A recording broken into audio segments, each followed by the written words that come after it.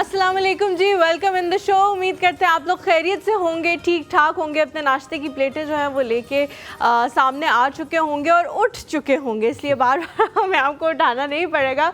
मैं हूँ आपके साथ हलीमा जुल्फ़िकार और मेरे साथ मौजूद है हुमायूं अब्बासी। अच्छी बात यह है कि हमारे शो से अब आपको अलार्म लगाने की जरूरत नहीं है। अब आपको आवाज़ आती टन टन टन टन तो आपको लगता है कि आपको उठ जाना चाहिए, क्योंकि अब हमें ये बात अभी खबर कल हमें पहुंची है कि बहुत सारे लोग अब जल्दी उठना शुरू हो गए। जल्दी उठना कितना जरूरी है और कितना अहम है, खुश हो रही है ना। That is very right. क्योंकि छुट्टियों में बच्चे नहीं उठते और आपको और पता है उनको मसला क्या होता है। मैं आपको बताऊं मसला क्या होता है। मसला ये नहीं होता कि वो जल्दी नहीं उठते, काम करना होता है। मसला ये होता है कि जो उन्हें काम करना होता है ना वो रह जाते हैं। कमरा साफ करना होता है, वो फिर बाद में उन्हें करना पड़ जाता है। सारे काम उनके लेट हो जाते हैं ना। माओ के वो नाश्ता भी लेट बना रही होती हैं, उसके बाद फिर जो खाने के इंतजाम होते हैं वो भी ज़्यादा लेट होना शुरू होते हैं, तो खाना भी लेट हो जाता है। तो इस वजह से उनकी वो जो रूटीन है ना वो काफ़ी ज़्यादा डिस्टर्ब हो जाता है। अच्छा हलीमा, मैं इसी रूटीन से बात करने के लिए चाह रहा था कि रूटीन कितनी ज़्यादा इंपॉर्टेंट है। ज़िया मोइनुद्दीन साहब का आपको पता होगा, जिनका अभी इंतकाल हुआ है, अल्लाह ताला उनको जन्नत फिरदौस में आला मकाम अता फरमाए। आवाज़ की बात की जाए तो ज़िया मोइनुद्दीन से खूबसूरत आवाज़ शायद पाकिस्तान में दोबारा आपको ना मिलेगी। तलफ़्फ़ुज़ की बात की जाए तो ज़िया मोइनुद्दीन से खूबसूरत तलफ़्फ़ुज़ आपको ना मिलेगा। आपको ये बताता चलूं कि 91 साल की उम्र में उनकी वफात हुई, 91 ईयर्स में। मैंने यहीं खड़े होकर इसी प्लेटफॉर्म से आप सबको बताया था जब उनकी वफात हुई थी। हाँ बिल्कुल। और जर्नलिज्म के हवाले से अगर देखा जाए तो वो एक फादर, मॉडर्न जर्नलिज्म अगर पाकिस्तान में देखा जाए तो एक फादर फिगर की हैसियत रखते हैं। और जितने भी लोग हैं, अनफॉर्चुनेटली हम तो उनसे नहीं पढ़ सके, लेकिन जितने भी लोग हैं जो उनके स्टूडेंट रहे हैं हुमायूं, अगर उनको आप इंडस्ट्री में देखें तो उनमें और बाकी लोगों में एक वाज़े चेंज नजर आता है। ज़िया मोइनुद्दीन साहब की तो बात ही अलग है, उनके ऊपर तो हम क्या ही बात कर सकते हैं, उनको तो क्या ही कॉम्प्लीमेंट दे सकते हैं। जो भी उनके बारे में बोलेंगे छोटा ही होगा। लेकिन उनके जो स्टूडेंट्स हैं उनको भी अगर आप इंडस्ट्री में देखेंगे ना और वो कहेंगे जी हमने 1 महीना ज़िया मोइनुद्दीन साहब की सोबत में गुजारा है या उनके साथ रहे हैं या उनके पास पढ़ा है, तो उनके बोलने, चालने, बैठने, उठने में एक डिफरेंस, एक वाज़े डिफरेंस सबको नजर आता है। मैं जो बात करने जा रहा हूँ, मुझे बड़ा अच्छा लगा कि आपने बात की। इस बारे में सब जानते थे कि वो तलफ़्फ़ुज़ में कितने खूबसूरत थे, आवाज़ कितनी उनकी खूबसूरत थी, सिखाते कितना खूबसूरत थे। शायद उनकी ज़िंदगी का तर्ज कभी किसी ने खंगाल के नहीं देखा कि वो क्या था। आपको ये बताते चलूँ कि वो बड़े ऑर्गेनाइज थे। 8:45 बजे वो उठा करते थे। That was a fix time. वो 8:45 बजे उठते थे, ना 5 मिनट पहले ना 5 मिनट बाद वो उनका अलार्म होता था। 8:45 बजे वो उठ जाया करते थे। उसके बाद मैं आपको ये भी साथ साथ बताता चलूँ, इतना लंबा जुमला बोलने की ज़रूरत नहीं है, तो बता दे। अच्छा, साथ में ये कि जनाब ज़िया मोइनुद्दीन का आपको ये बताऊँ कि सुबह नाश्ता जो है उनका 9:15 बजे होता था। और 9:15 बजे वो नाश्ता करते थे, 2 बजे वो अपना दोपहर खाना खाते थे और 8 बजे रात का खाना खाते थे। 5 बजे वो चाय पीते थे। हलीमा, मज़े की बात ये है कि 5 बजे से 5 मिनट पहले वो अपने उस टेबल पे पहुंच जाते थे जहां पर चाय होती थी। सिर्फ 2 से 3 चुस्कियां लेते थे और चाय वो अधूरी छोड़ देते थे। एक सिगरेट पीते थे। सिगरेट पीना अच्छी बात नहीं है, सिगरेट नौशी जो है यकीनन सेहत के लिए मुज़र है, लेकिन वो सिर्फ पूरे दिन में 1 सिगरेट पीते थे। और पता है कैसे पीते थे? उन्होंने 2 कश लगाए, बुझा दिया, फिर शाम को उसी को जलाया, 2 कश लिए, बुझा दिया। फिर वो एक ही सिगरेट को वो पूरे में यूज करते थे।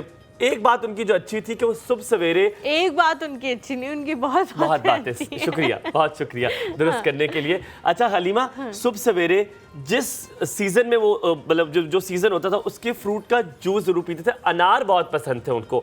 तो उनकी बेगम की 3 शादियां थी, उनकी जो उनकी 3rd बीवी थी, उनका जब इंटरव्यू लिया गया तो उनसे पूछा गया था कि वो किसका जूस ज्यादा पीते, तो अनार का जूस पीते थे। सेब का जूस भी बड़ा पसंद था उनको। हुमायूं, अगर आप कुछ कामयाब लोगों को जिंदगी में देखें ना तो समहाउ उनकी जो रूटीन होती है वो कुछ इसी किस्म की होती है और फिक्स्ड रूटीन होती है जिसको वो फॉलो करते हैं।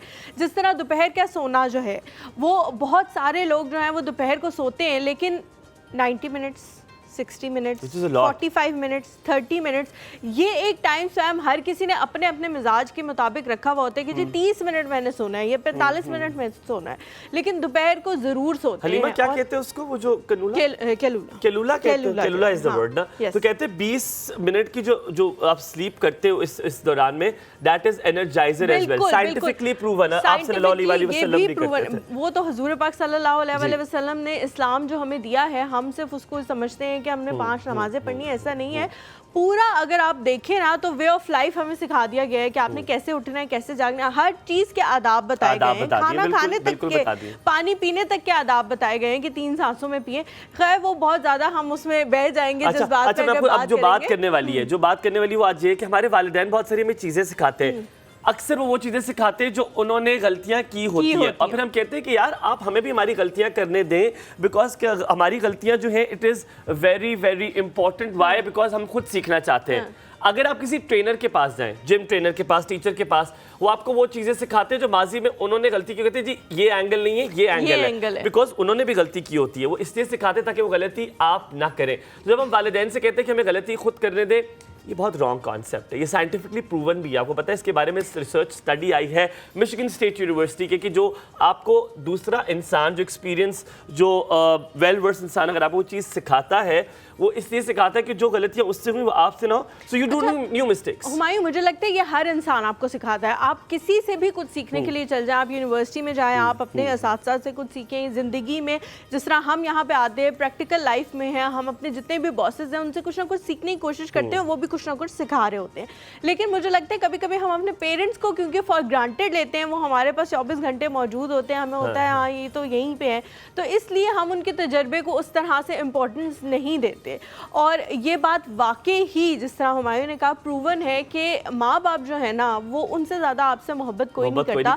वो ये चाहते हैं कि ज़िंदगी में जो गलतियाँ उन्होंने की और उसका जो खुमियाजा उन्होंने भुगता वो आप ना भुगता, और आप नई गलतियाँ करें। आप नई गलतियाँ करें जो पुरानी वो ना करें। हाँ, एक्सप्लोर करें, उनके तजर्बे से सीख लें। तो जो गलती उन्होंने की है वो दोहराने की जरूरत नहीं, कोई और गलती करके हो सकता है आपको कोई और तजर्बा अच्छा आ जाए। एक और चीज़ हुमायूं, पुराने ज़मानों में, पुराना इतना भी पुराना ज़माना नहीं है हमारा वाला, मेरा वाले ज़माने की बात कर लेते हैं। बड़े बूढ़ों के पास जब आप बैठा करते थे ना तो बहुत सारी चीज़ें सीखने को मिलती थी। आजकल वो कॉन्सेप्ट क्योंकि ख़त्म हो गया है, लोग बैठते नहीं हैं, बच्चे बैठते नहीं हैं, और बैठते भी हैं तो उनकी आंखें जो हैं वो एक टैबलेट या एक फ़ोन पे गड़ी हुई होती हैं, तो वो सीखने का जो अमल है ना वो ख़त्म हो गया। उससे मुझे बड़ी तकलीफ होती है। मुझे आपने ये बात बड़ी अच्छी की और दिल भी दुखता है। आपसे ये कहूँगा, आप खूबसूरत लग रही हैं। हम आप अक्सर हमारी तारीफ़ करते हैं कि हम लोग मैच करते हैं कपड़े। आज ये हुआ कि हम दोनों ने एक ही डाई वाले को कपड़े दिए थे कि आपने डाई करने हैं सेम कलर, इनका थोड़ा रंग डाला है, मेरा ज़्यादा डाल दिया तो ज़्यादा नीला हो गया। तो बस इसकी माजरत था। यहाँ पे लेंगे थोड़ा सा ब्रेक के बाद आपको वापस आगे बताएंगे कि अगर आप खूबसूरत लगना चाहते हैं, अगर आप खूबसूरत दिखना चाहते हैं तो किस हद तक आपको अपने आप में डेंटिंग पेंटिंग आप करा सकते हैं। वापस आते कहीं मत जाएगा, आप देखते रहिए एक और सब। हुमायूं और हलीमा आपके साथ।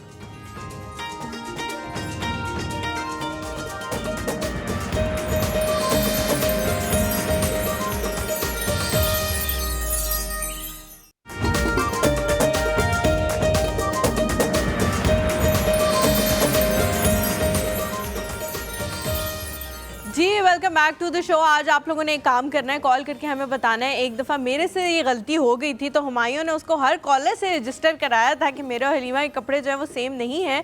तो आज ये गलती जो है ना वो जो मेरे दाएं हाथ पे बैठे हुए उनसे हुई है। तो आप लोगों ने कॉल करके बताना है कि ये स्काई ब्लू कलर है या ये स्काई ब्लू कलर नहीं है। प्लीज़ मैं आप सबसे इल्तिजा करती हूँ कि ये स्काई ब्लू कलर, तो बंदा मैसेज कर देता है आगे से कि मेरे पास स्काई ब्लू कलर नहीं है। मैंने डिफेंस इज मोर इम्पोर्टेंट। आज लेडीज जेंटलमैन मेरा डिफेंस है थीसिस का, मैंने आज प्रेजेंटेशन देनी है, मैं बहुत डरा हुआ हूँ।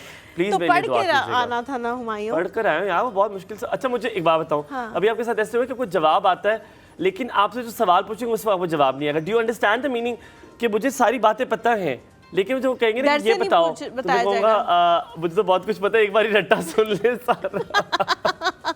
मतलब एक शुरू से लेकर एंड तक रट्टे का वैसे ये मसला होता है कि जब आप रट्टा मारते हैं ना तो फिर आपसे बीच में से कुछ पिक नहीं किया जाता, आप शुरू से लेकर एंड तक करते हैं। जिस तरह हमें पहला कलमा है ठीक है, मैं मिसाल दे रही हूँ, एक वैसे फजूल से मिसाल है, लेकिन हम वैसे भी कह सकते हैं ला इलाहा इल्लल्लाह, लेकिन हम पहला कलमा तैयब से शुरू करते हैं, तैयब मिनी पाक ला क्योंकि हमने वो रट्टा मारा हुआ है।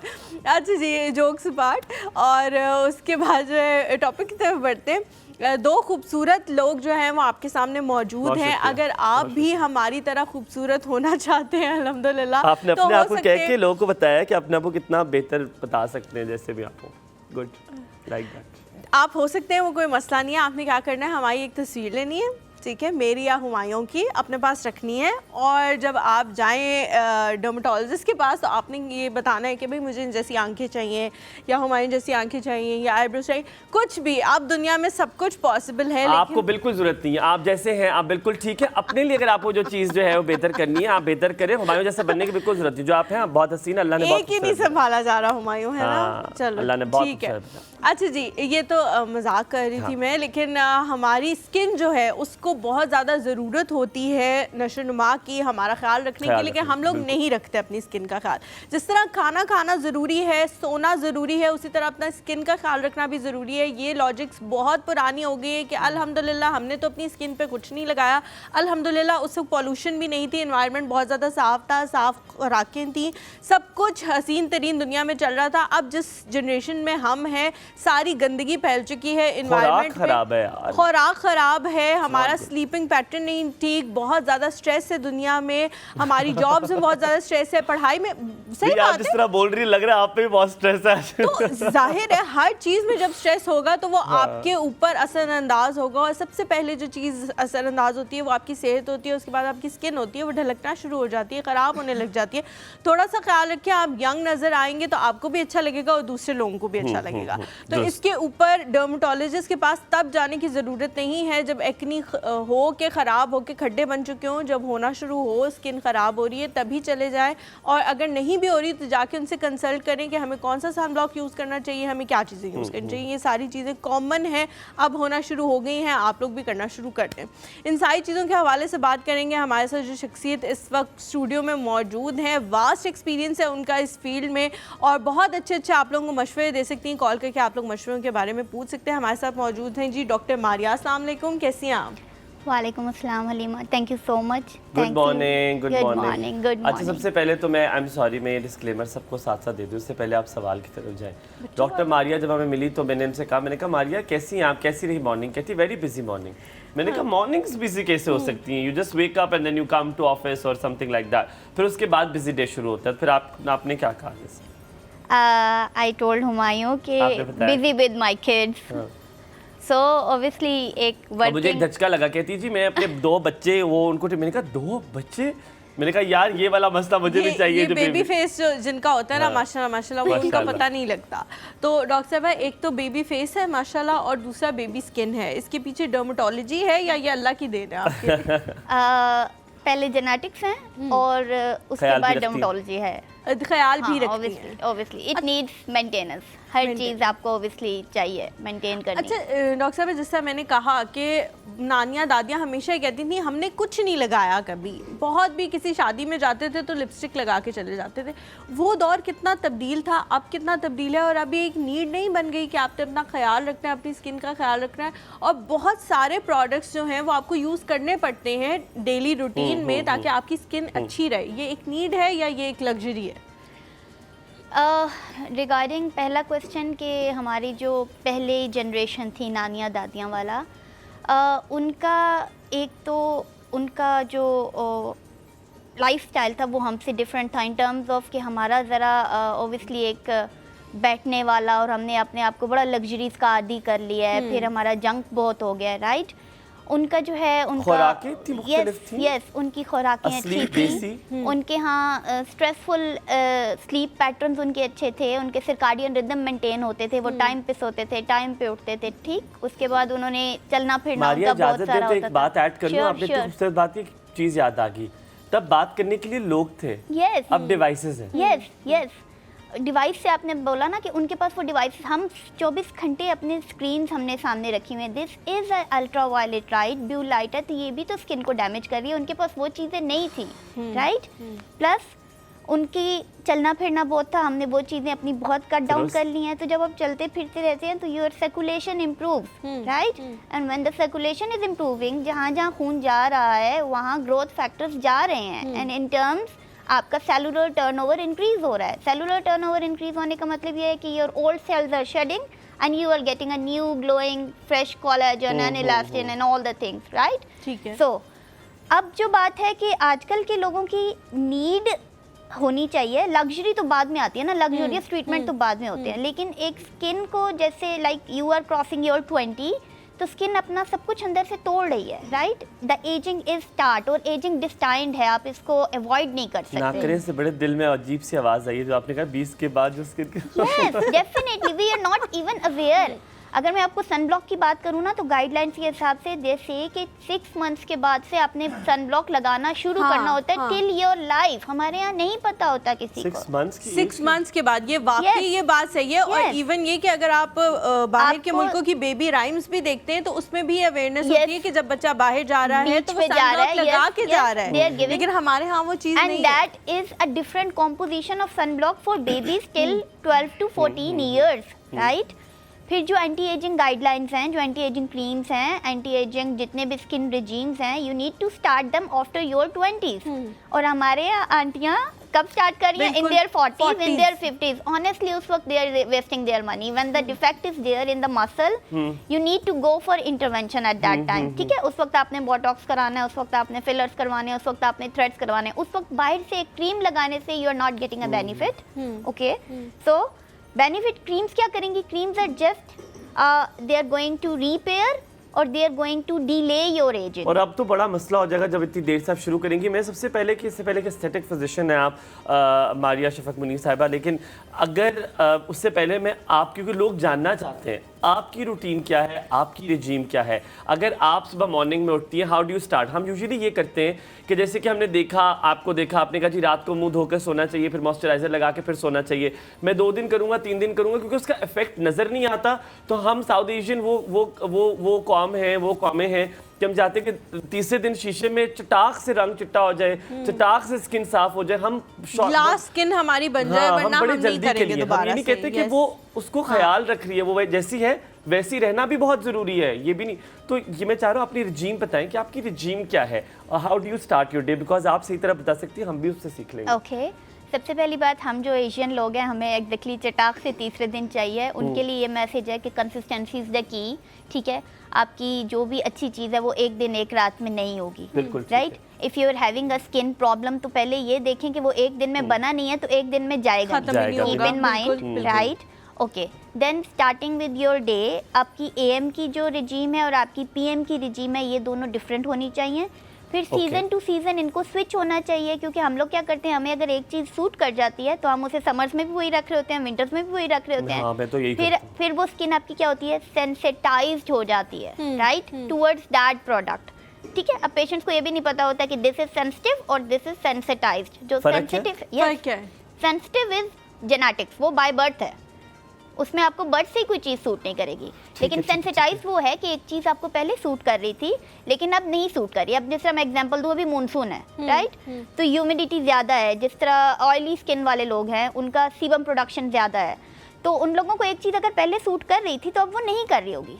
तो they need to switch their skin care regime. They need to go to a aesthetic physician. हम They आपको need to छोड़ेंगे get नहीं, आप a अपनी dermatologist. बताएंगे। आप सुबह उठती Most हैं, welcome. आप सुबह उठती हैं और आप क्या करती हैं? हाँ, मैं तब- बताने लगी हूँ, हाँ, बिल्कुल। I am going to that. हाँ, हाँ। मैं सुबह उठती हूँ तो I just wash my face with the soap, because I am having a dry skin. कुछ लोगों का प्रेफरेंस होती है, दे नीड फेस वॉश, तो वो उनकी अपनी उस पे है। और आप साबुन से धोती हैं? यस, आई जस्ट नॉर्मल साबुन या हर्बल? हाँ, कुछ लोग herbal normal moisturising bar, right. उसके बाद I just apply my moisturiser and a sun block, अच्छा, बस। That's it. और रात का कोई है रिजीम आपका? I repeat my sunblock 2 to 3 times a day, and at night I use my. आप उर्दू में हम चाहेंगे बता दो कि मैथ Okay, मीडिया से okay. आप 2-3 दफा सनब्लॉक लगाती हैं Yes, दिन में? sunblock आपको, हम लोग जो एक दफा लगाते हैं ना, हमें लगता है कि हमने जो सुबह सनब्लॉक लगाया वो आपको यार बहुत महंगा है, कोई सुलमानी मारिया, टोपी नहीं बहुत पहना। महंगा है सनब्लॉक। देखिए मोनालिसा अगर आप सस्ते में खरीदेंगे तो मोनालिसा नहीं बनेगी। ओके ओके ओके, सो आपने अपने ऊपर इन्वेस्ट करना है।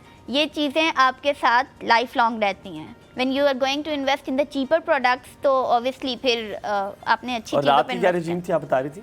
रात में को फिर- I use my serums and anti ageing cream. कौन से सीरम्स, किस विटामिन के?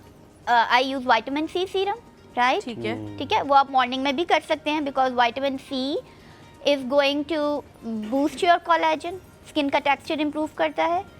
विटामिन सी एक डार्कर जो पिगमेंट होता है जो मेलानिन है उसको लाइटर पिगमेंट में कन्वर्ट करता है, यू मेलानिन में, तो वो फिर आपकी कहीं ना कहीं मेलाज्मा और हलीमा, पिगमेंटेशन को भी इजाजत कंट्रोल दो तो करता मैं है. एक चीज पूछूं जी, कि मुझे जी। लगता था कि रात को अगर आप मुंह धोते तो आप मॉइस्चराइजर लगा के सोचे, तो मॉइस्चराइजर की जगह आप व्हाइट क्रीम, मुझे अक्सर ये समझ नहीं आती कि मॉइस्चराइजर लगा दी अब कोई और चीज असर नहीं करेगी ऊपर, तो अगर मैं खाली मुंह धोकर विटामिन सी का सीरम लगा दिया, is that more than enough? हो गया काम? यस तो यस. थोड़ी देर के बाद आप लगा लेना कोई नहीं, और मॉइस्चराइजर जरूरी है? आजकल कुछ yes moisturiser is a very good thing. Moisturiser को हम बहुत अंडररेट करते हैं. मॉइस्चराइजर होना चाहिए. Moisturiser is good for all type of skin. जिस तरह एक्नी वाले कहते हैं, ऑयली स्किन वाले कहते हैं कि we don't need a moisturiser, हमारी स्किन चिप चिप करती है, राइट.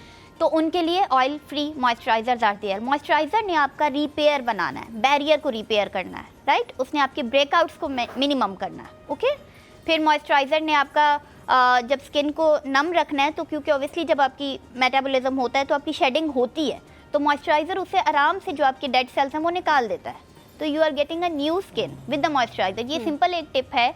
आपने सर्दियों में देखा होगा कि लोगों की स्किन ड्राई होने के साथ साथ डार्क भी हो जाती है just because you are not using a moisturiser. तो अगर आप मॉइस्चराइजर यूज़ करते रहेंगे तो डेड सेल्स भी निकलते रहेंगे और स्किन भी ठीक रहेगी, ओके. सो मॉइस्चराइजर्स बहुत अच्छे हैं. आप पहले सीरम लगाएं और मॉइस्चराइजर उसके साथ लगाएं.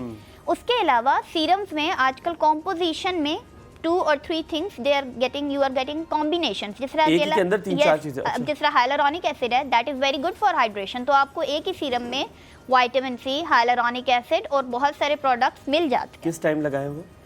You can use it at night, you can use it in the morning. अगर मॉर्निंग में आप यूज़ करें तो मेक श्योर आप पहले मॉइस्चराइजर सीरम लगाएंगे, फिर मॉइस्चराइजर लगाएंगे and make sure don't forget to wear your sunblock, right. ठीक है. बिकॉज जितने भी एंटीऑक्सीडेंट्स हैं, विटामिन सी है, विटामिन ए है, they are going to oxidise अगर आप सनब्लॉक नहीं लगा रहे, ठीक है. जितने भी हाई आप एंटीऑक्सीडेंट्स, इवन अगर कुछ लोग आजकल ट्रेंड है जिस तरह के ओरल आपने एंटीऑक्सीडेंट्स लेने हैं, ग्लूटा खाना है और इस किस्म की चीज़ें खानी है, लोगों को बहुत शौक है, तो उसमें don't forget to wear your sunscreen. Sunscreen वो चीज़ है जो आपकी स्किन को फिर टैन नहीं होने देगा अगर आप वो चीज़ें यूज़ करें. अच्छा, आपने कहा कि लोगों को शौक है, ये खानी चाहिए कैप्सूल्स या इस तरह की चीज़ें या नहीं खानी चाहिए? इसमें 2 थ्योरीज हैं, राइट. हमारे यहाँ क्योंकि डिमांड बहुत है, हमारे जो सोसाइटी के जो नॉर्म्स है ना, I must say they are abnormal norms जो हैं, क्योंकि वाइटनिंग का हमने जो बहुत एक टैबू बना लिया ना. अनफॉर्चुनेटली मेरे पास आती हैं क्लाइंट्स, शादी नहीं हो रही, रंग काला है, जॉब नहीं मिल रही, रंग काला, इस किस्म की चीज़ें, और फिर वो एक्सपेक्ट करते हैं कि ग्लूटा से हमारे सारे मसले सॉल्व भी हो जाएंगे. होता नहीं है, राइट. बहुत ज़्यादा इसमें ना वो एक पेशेंट की एक्सपेक्टेशन बहुत हाई हो जाती है, और हालांकि ये इतना प्रॉमिसिंग ट्रीटमेंट नहीं है, ठीक. उसमें यह है कि जितनी देर आप लगवाते रहते हैं दिस इज़ इफेक्टिव, लेकिन क्योंकि फिर हम लोगों के पास it's a little bit costly, right. हमारा सोसाइटी में हर बंदा जो है वो इसको रेगुलर मेंटेन नहीं कर सकता, ठीक? तो उसमें फिर उसके रिजल्ट्स उस तरह नहीं मिलते कि हमारे यहाँ एक जो प्रॉब्लम है ना कि हमें हर चीज़ थोड़े टाइम के लिए चाहिए और फिर हमें उसके रिजल्ट्स परमानेंट भी चाहिए. तो nothing is permanent. Side effects भी हैं क्योंकि लोगों को ये समझ में नहीं आता कि जो भी चीज़ हम एक दफ़ा करेंगे, बहुत सारी चीज़ें होती हैं, लोग पैसे जमा करते हैं, एक दफ़ा कर लेते हैं, फिर लेकिन बार बार रिपीटेडली, जैसे आपने कहा, प्रोसेस हर बंदा नहीं कर सकता, तो उसके कोई साइड इफ़ेक्ट्स भी हो सकते हैं, या बार बार प्रोसेस रिपीट करने के साइड इफ़ेक्ट्स हैं वो भी बता दें. साइड इफ़ेक्ट्स नहीं है. जिस तरह मैं आपको अगर एग्जांपल दूं, हमारे पास पेशेंट आते हैं, वो कहते हैं अगर हमने बोटॉक्स अभी करवाया है, फिलर हमने अभी करवाया है, तो उसके बाद अगर हम नहीं कराते तो ये जब ख़त्म होंगे इनके रिजल्ट्स, अगर हम मेंटेन नहीं कराते तो क्या ये हमें पहले से बुरी हालत में छोड़ेंगे? नो, वो आपको रीजुविनेटेड ही छोड़ते हैं. ठीक है, ठीक है. ठीक है. जितना आपका पहले स्किन का डैमेज होता है उतना ज़्यादा नहीं होता, साइड इफ़ेक्ट्स नहीं है, right. So you need to maintain it. अगर आप एक कंट्रोल्ड कस्टमाइज्ड वे में उसको मेंटेन करेंगे, ठीक है. Obviously excess of everything is bad. अगर आपने ओवरडोजेज कर दी, आपने ओवर करेक्शन कर दिया, ठीक है. एक बंदा है जो नॉन टेक्निकल है, नॉन स्किल्ड है, उसने अगर एक चीज़ को ओवर करेक्ट कर दिया है तो तब आपको you are getting the side effects. Otherwise perfectly safe. Aesthetics are very safe, very cosmetically pleasant and patient is very happy. People are अच्छा, happy. आपने मैं आपसे जब ऑफ द रिकॉर्ड बात कर रहा था, कभी कभी हमें ये नहीं पता चलता डॉक्टर मारिया कि हमने क्या कराना चाहिए और क्या नहीं कराना चाहिए, क्योंकि हम अक्सर सिर्फ जो मुझे लगता है मुझे कराना चाहिए और डॉक्टर को जो लगता है कराना चाहिए, बहुत फ़र्क होता है। Yes. इसके बारे में ज़रा थोड़ा सा जिक्र कीजिए। Yes, like patient comes to me and doctor साहब मेरा चेहरा ख़राब है, तो आई डू टेल देम कि मुझे अपनी खराबी बताएं, मैंने खराबियाँ निकाली तो 100 निकाल दूंगी, तो या आप मुझे मार देंगे तो या आप खुद मर जाएंगे, राइट? हम तो नहीं पूछने वाले आपसे कि हम दोनों में आपने क्या चेंजेस लाने। ओके ओके, अच्छा, आजकल क्योंकि सोशल मीडिया का बहुत ट्रेंड है तो लोग बहुत सारी चीज़ें देख के आते हैं, राइट? उनको पता नहीं होगा, लेकिन ये पता होगा कि टीवी पे फलां डॉक्टर ने एक झुर्रियों वाला इंजेक्शन बताया था। They are not knowing about that name, ठीक? अब स्टैटिक्स इज ऑल अबाउट कि आपके पेशेंट को क्या चाहिए। अगर आप हमारे यहाँ, क्योंकि अगर हम वेस्ट में प्रैक्टिस करें वहाँ बिल्कुल डिफरेंट है, हमारे यहाँ क्योंकि थोड़ी सी अभी अवेयरनेस नहीं है इन लोगों में। अगर आप पेशेंट को एक चीज़ बताएंगी भी ना कि आपको ये करने की ज़रूरत है, ठीक है, और आप उसको इन टर्म्स ऑफ आप कॉम्प्लीमेंट्री ट्रीटमेंट कर देंगे, लेकिन पेशेंट को अगर वो नहीं मिला ना जो वो चाह रहा है, ही और शी इज स्टिल अनहैप्पी, मैंने तो वो कहा था, वो नहीं हुआ, ठीक है? तो उसमें यह है कि वही हुमायूं वाली बात है कि वही ट्रीट करें जो पेशेंट को चाहिए, ठीक है? तो पेशेंट का एक्सपेक्टेशन आपने सबसे पहले, मतलब अगर वो एक मलाजमा के लिए आ रहा है, अगर आप टू टोन के लिए आ रहा है, अगर आप एक्नी के लिए आ रहा है, नॉर्मली यही है, उनको नहीं परवाह कि उनकी क्रोफीट आ रहे हैं, उनके फिलर्स होने वाले हो गए हैं, उनका ये होने वाले हो गए, उनको वो नहीं परवाह, लेकिन उनको जो चीज़ उस वक्त चाहिए फर्स्ट हमें फिर वही ट्रीट डॉक्टर मारिया, आप तो ये चीज़ें बताते रहेंगे। इससे पहले कि मैं हमारे सवाल तो चलते रहेंगे, मैं चाहता हूँ कि आप लोग कॉल करें और आप हमें बताएं कि क्या मसाइल आपके हैं जो आप बताना चाहते हैं। दूसरा जो हमारा सवाल, जो जनरल सवाल होता है, वो आज हमारा ये है, कभी पेरेंट ने कोई एडवाइस दी हो, वो क्योंकि अक्सर ये होता है कि हमारे साथ जब भी कोई लिटरली अगर पेरेंट को एडवाइस करते हैं तो हमें बाद में रिग्रेट होता है, हलीमा, कि काश मान लेते कोई ऐसी चीज़ बतानी है। वैसे आप इससे पहले कि याया की कॉल लेते हैं, मैं आपसे वापस आके पूछूंगा, कोई आप याद करें कि कोई ऐसी चीज़ हो जो आपको वालिदैन ने कही, आपने नाम नहीं, होगी कोई एक, ऐसे ना कहिए, मुझे नहीं याद, होगी, ऐसे ना करो, होगी। मेरी मामा अगर सुन रही है तो वो कॉल करे, उनको बहुत सारी चीजें याद। गुड मॉर्निंग याया भाई, क्या हाल है? बता दें। गुड मॉर्निंग, अस्सलाम वालेकुम। वालेकुम सलाम। जो भी स्टूडियो में मौजूद है, कैमरामैन से लेके लाइटमैन, एवरीबडी। अच्छा, पहले तो आपकी प्यारी सी डॉक्टर साहिबा को बहुत सलाम हो। और स्टार्टिंग फ्रॉम हुमायूं, बात ये है कि आपने जो बात की ना, कि मैं इसको इस तरह लेके चलूंगा कि मेरे फादर, मुझे अब जब आपके बच्चे होते हैं ना, फिर आपको पता चलता है कि आपके अब्बा आपके लिए कितने परेशान होते थे, अम्मी क्यों परेशान होती थी। एक बात मैं आपको बताना चाहूंगा कि मेरे एक दफा ऐसा हुआ कि मेरे फादर जो थे वो, मैं हॉस्पिटल में एडमिट थे, तो मैं लेट पहुंचा तो वो बड़ा परेशान हो गए थे, उन्होंने बड़ा हॉस्पिटल को सर पे उठा लिया था कि ये क्यों नहीं आया। तो मैंने कहा कि भाई मैं आ गया था, लेकिन आप सो रहे थे तो मैं चला गया था। तो फिर उन्होंने बाद में मुझे सॉरी की, कहने लगे बेटा एक बात याद रखना, वो दुनिया में खुशनसीब लोग होते हैं जिनके पीछे कोई परेशान होने वाला होता है। सही बात है, बिल्कुल सही कह ये रहे बात हैं हमें यार। समझने की। और एक और बात इसकी जब मैं कहता चाहूंगा, क्योंकि हुमायूं ने मौजूद छोड़ दिया था, लेकिन हम लोग ये कहते हैं ना, बच्चे अक्सर कहते हैं कि अम्मी आपको क्या पता, अब्बू आपको क्या पता। बिल्कुल। तो मैं उनसे कहता हूँ कि आपको यकीनन दुनिया की बहुत नॉलेज होगी, लेकिन जो एक्सपीरियंसेस ऑफ लाइफ आपके अब्बू या अम्मी ने गुजारे होते हैं ना, और जो वो उन्होंने सीखा होता है, वो बेहतरीन टीचर होते हैं जो आपको सिखाने, तो उनकी बात जरूर सुननी चाहिए। ये मेरा कहना है। बहुत बहुत बहुत बहुत अच्छा आपने एडिशन किया है याया, बहुत बहुत शुक्रिया। अल्लाह ताला आपको सलामत रखे। आज हलीमा, आप हमारे जो बहनोई साहब हैं उनको जाके मेरा बहुत सलाम दीजिएगा। वालेकुम अस्सलाम, जरूर दूंगी मैं। अच्छा, डॉक्टर साहब से सवाल मेरा ये, बल्कि मेरा सवाल तो यही होता है जो अक्सर मैं करता हूँ। एक तो ये कि मुझे जो स्किन की प्रोडक्ट्स होती है ना, उसके अंदर जो चीजें लिखी होती हैं, और वो कोई पपीता और फना और धमाका और उसके अंदर वो होते हैं नहीं, जो इंग्रेडिएंट्स उसमें लिखे होते हैं वो होते नहीं है, और वो सिर्फ एक आपको एक धोखा देने के लिए होते हैं। एक तो ये चीज पूछने के वाकई होते हैं कि नहीं होते हैं, और दूसरी बात है कि जैसे मैंने हमेशा पूछा कि मेरी स्किन हार्ड है, तो जैसे मैंने आपको पहले बताया था हलीमा, वो मेरी बीवी कहती है ना, वो बड़ी चिढ़ती है मुझसे, तो रात को सोती है तो बड़े वो लगाती है मैट्स वगैरह, मच्छर मुझे नहीं काटते। कहते हैं तो आपकी स्किन कौन सी किस चीज की बनी हुई, क्रोकोडाइल की बनी हुई, किसकी बनी तो वो मेरे लिए होता है। अच्छा, क्योंकि मेरी स्किन हार्ड होती है, तो मैं ये पूछना चाहूंगा कि मैं जितना भी लगाऊं ना कोई चीज, तो मेरी स्किन में हार्डनेस रहती है, तो कोई ऐसी चीज बताएं कि जो मैं यूज करता हूँ दूसरी एक चीज और है जो डॉक्टर से पूछना है, डॉक्टर साहब ये जो हम कोकोनट ऑयल या ऑलिव ऑयल यूज करते हैं, तो is it okay for your skin? अगर से ऑलिव ऑयल लगाना अपनी स्किन के लिए, इससे ये फुल है या इसके कुछ या किस वक्त लगाना चाहिए, ठीक है, इस मौसम में नहीं लगाना? ये बड़े सवाल हो गए, बड़े सवाल। Very thank you good, so much आहिया, थैंक यू। अगले कॉलर भी हमारे साथ शायद मौजूद है। दोबारा कॉल कीजिए, आपकी कॉल शायद ड्रॉप होगी। तो हलीमा, कोई ऐसी चीज़ जो आपके वालिदैन ने कही हो? मुझे लिटरली हुमायूं अच्छा, याद मैं नहीं बताऊंगा आ रही तो आपको शायद याद आ जाए। हो मेरे सकता अम्मी है। अबू कहते थे मैं बहुत फजूल खर्च था, ठीक है, वो पैसे आते थे और मैं कहते थे यार ये लग क्यों नहीं रही, ये वॉलेट पे क्यों है, ये लग क्यों नहीं रहा। पर अब अल्हम्दुलिल्लाह मैंने सेव करना शुरू किया है रिसेंटली बड़ा, और मैंने खुश सेव, होंगे इस बात पर हाँ, वो बड़े, उनको नहीं बताया क्योंकि अगर अच्छा। किया तो फिर घर अब तो से पता लग जाएगा डिमांड। उनको। ओए हाँ, ये तो मुझे भूल गया था। सो ये मुझे उन्होंने कहा। मारिया, इससे पहले हलीमा से पूछे, आपसे ही पूछते हैं भी, आपके कोई वालिदैन ने कोई एडवाइस दी हो और आपने ना सुनी हो, आपने कहा यार रहने दो, और अब रिग्रेट होता, अब तो बच्चे होंगे, रिग्रेट होता होगा, बड़ी Yes. होंगी, Yes. है ना? कोई है Yes. एक आध कोई बताए, अ, कोई याद आ रही हो top of the mind? List आ गई है सामने। ओब्वियसली बहुत सारी चीज़ें होती हैं, लेकिन वो वही बात है कि जब अपने बच्चे हो जाते हैं ना, तो फिर उनकी वो जो लिमिटेशंस होती हैं कि पेरेंट्स हमें कैसे उस वक्त क्या क्यों कहते रहते हैं ना, इनको नहीं हाँ, पता, हाँ। हमें भी तो समझ है ना, हम बोलते और थे वो अब जब ऐसे। आपके साथ हो रहा होता है तब कहते यार ये हमारे वालिदैन के साथ भी यही हो रहा होगा, है ना? बिल्कुल। हमारे साथ जी कॉलर वापस आ गए हैं, अब्दुल्ला है हमारे साथ। अस्सलाम वालेकुम। हेलो, अस्सलाम वालेकुम। वालेकुम कैसे हैं अस्सलाम, गुड अब्दुल्ला? मॉर्निंग। ये आप ज़ारा के भाई हैं? हाँ जी, ज़ारा का भाई।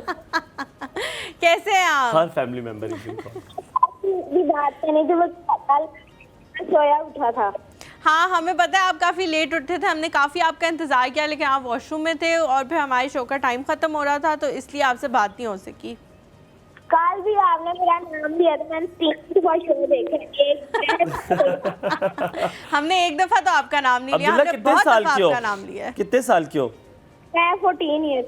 अच्छा, मुझे माशाल्लाह। बताओ, मामा बाबा क्या ज्यादा कहते हैं कि ये ना किया करो? वो कौन सी चीज है किसके बारे में मना करते हैं बार बार? किसी ना मना करते हैं? किसी चीज से नहीं मना करते?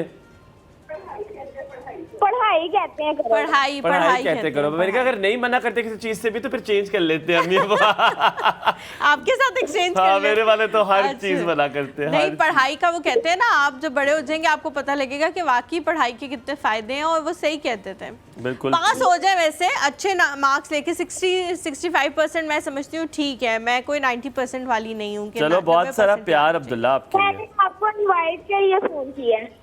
इनवाइट के लिए? कहाँ इनवाइट करना है? गुजरावाला में।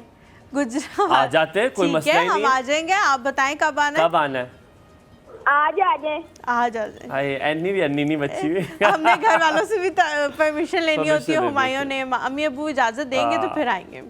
Thank you so much Abdullah, thank you so much. यार मेरा ख्याल है हम इस बारे में भी सोचते हैं कि जो आप लोग के घर जाना शुरू करें, अगर आप कहते why not, we would love to come and have a good food. बिल्कुल, फिर बिल्कुल। गुजरावाला की सारी आपने चीजें हमें खिलानी है। क्या पता हंसे कश्यप भी के- बुला ले आज हाँ। हमें अपने घर, हो सकता है, हो है सकता ना? अस्सलाम वालेकुम कश्यप, गुड मॉर्निंग। वालेकुम सलाम, वेरी गुड मॉर्निंग। मैंने जनाब पहले ही आपको ऑफर करवाई है, आप आए, मोस्ट वेलकम। है ये ऑफर आपने किसी आपने किस कब स्पेस कराई में थी हमें कराई ये है? ऑफर? हमने मैं तो ना आपको सुनी। करवा देती हूँ। मैं तो अब करा कहती हूँ अल्लाह की मेहमान बनी, आप हमारी भी मेहमान बने। इंशाल्लाह, बहुत अच्छा इंशाल्लाह, लगेगा। माशाल्लाह माशाल्लाह। यानी कि मुझे दावत नहीं आई, सिर्फ तुम्हें आई है दावत। नहीं नहीं, आप भी साथ ही, आप उनके बगैर थोड़ी अधूरे, वो उन्होंने थोड़ी है, वो आपके बगैर। उन्होंने और आपके खुदा साथ ही दा आना वास्ते है। मंसूर ने इसको मार देना या मुझे मार देना? नहीं, बिल्कुल वो ऐसे अब- नहीं है। और हलीमा माशाल्लाह आज आप कोको को रीना लग रही। अच्छा, आज आप वो करें। उस मेरे जमाने में ख्यालों ऐसे होते थे, बिल्कुल सही कह रही हो। क्या सवाल है कश्यप? मेरा सवाल आपकी प्यारी सी डॉक्टर से है। अस्सलाम वालेकुम। वालेकुम अस्सलाम। डॉक्टर साहब, मेरे ना जो नीचे वाला लिप है उस पर एक मोल सा बन गया है, वो जिसको हम पंजाबी में मोका भी कहते हैं। तो वो मुझे बहुत बुरा और लगता है और इरिटेट करता है। पेन वगैरह नहीं है उसमें, वैसे ही वो देखने में भी मुझे बहुत बुरा लगता है। तो उससे मैं कैसे छुटकारा हासिल कर सकती हूँ? बन गया का मतलब कश्यप पहले नहीं था, अभी बना है? नहीं, हाँ जी, पहले नहीं था। अच्छा, पहले नहीं। पहले नहीं था, अब बना। हाँ ठीक जी। है। ठीक है, आपने कुछ पूछा डॉक्टर साहब?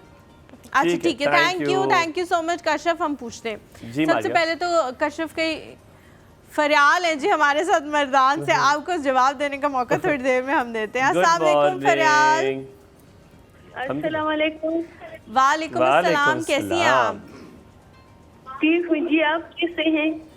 हम भी बिल्कुल ठीक है, अल्लाह का कितनी शुक्र है। खूबसूरत बोली है आपकी भाई, कितना खूबसूरत बोल रही हैं आप। जी मैं मर्दान से बोल रही हूँ, पठान हूँ मैं। संगा हाल चाल दे मुझे मेरी बात सुनो।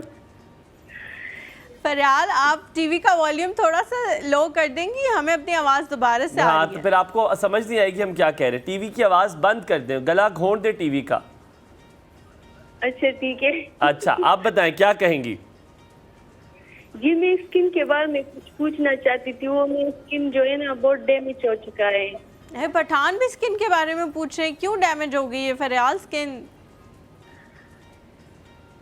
क्या हुआ है, जिल्द को क्या हुआ है? ये गर्मी में ना ये स्किन जो है काला हो जाता है और ऑयल बहुत ज्यादा होता है। अच्छा अच्छा ठीक है, आप ऑयली कोई स्किन। प्रोडक्ट यूज करती हैं या कुछ भी यूज नहीं करती? नहीं गर्मी में मैं कुछ भी यूज नहीं करती। गर्मी बहुत लगती है ना तो मैं कुछ लगाती नहीं। अच्छा ठीक है, हम आपने कुछ बताते हैं। पूछना है मारिया डॉक्टर? कुछ बस ठीक है, हम थैंक डॉक्टर यू। साहिबा से पूछते हैं फरियाल और आपको बताते हैं। ठीक है। Thank you so much. Maria आपने सवाल सारे याद रखने, कोई भूलना नहीं सवाल आपने। Perfectly fine. हम यहाँ पे हम ब्रेक लोग- लेंगे और ब्रेक के बाद वापस आएंगे। आपको सारे सवाल याद है? हाँ जी। आपका इम्तिहान है, इसके बाद देखिए। डिफेंस देना है आपने। इसके मुझे बाद 2 सवाल याद है, बाकी नहीं याद। मुझे 4-5 सवाल पूरे याद। पूरे याद है। ठीक है चारों जी, हम यहाँ पे एक छोटा सा ब्रेक लेते हैं। ब्रेक के बाद जब वापस आएंगे तो आप लोगों के सवाल पूछेंगे डॉक्टर साहिबा से। कहीं मत जाइएगा, हमारे साथ गुड मॉर्निंग।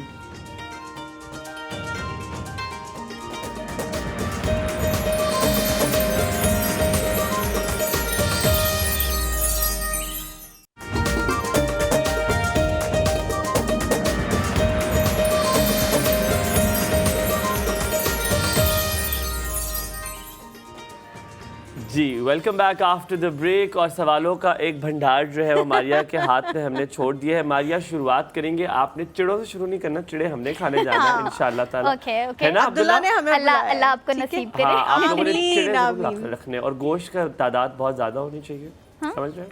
चले। और जो भी चीज़ बनाए उसकी तादाद ओवरऑल भी ज़्यादा होनी चाहिए, क्योंकि माशाल्लाह एक शख्सियत है जो लगते नहीं है लेकिन काफ़ी खुश खुराक है। बड़े मज़े की बात है कि आज जो चाय हमें मिली है वो इस आधा चाय- कप है। नहीं, इस चाय के साथ बनाई चाय है, लेकिन इसमें उन्होंने डाल दी है कॉफ़ी के पत्ती जो कॉफ़ी डाली है। मैं बता रहा नहीं था। हुमायूं, हाँ बता रहा हूँ, मुझे मालूम है। हमारे साथ कॉलर हैं जी, ज़ारा है। अस्सलाम वालेकुम ज़ारा।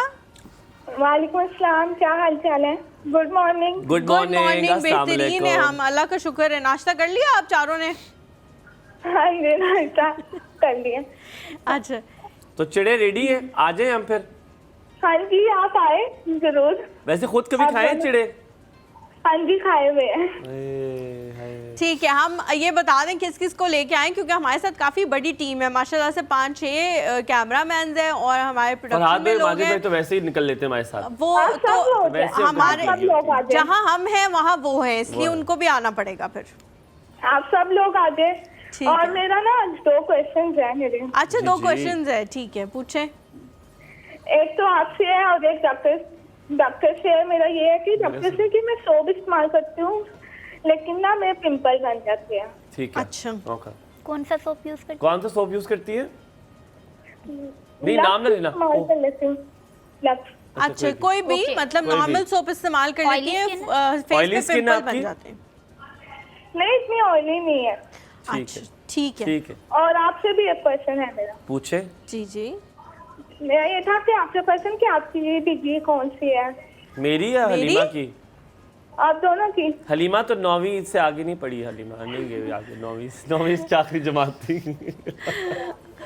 ज़ारा, मैंने मैथ्स कम्युनिकेशन किया हुआ है और जो मौसूफ मेरे साथ बैठे हुए नहीं हैं आप अपना मैथ्स कम्युनिकेशन बताएं। Bachelors in maths communication. Bachelors किया हुआ है जी मैंने मैथ्स कम्युनिकेशन में। मुझे भी और मैथ का बहुत शौक है। हाँ आप वो कर लें, क्योंकि बेटा दिस इज़ वेरी रेलिवेंट। अगर आपने इस फील्ड में आना है तो आपको बहुत हेल्प मिल जाएगी। अच्छा, और जो मौसूफ हैं वो अभी तक पढ़ रहे हैं, मतलब हायर एजुकेशन उनकी अभी तक जारी है और आज डिफेंस है, इसलिए काफ़ी परेशान है। आज मेरा एमफिल का डिफेंस है, मैं एमफिल कर रहा हूँ। एमफिल कर रहे हैं और ब्रेक के दौरान काफ़ी रट्टे लगा रहे थे। जी नहीं मैंने तो आगे बीएस करना है तो आप मुझे गाइड करें कि मैं कौन से सब्जेक्ट में करूँ।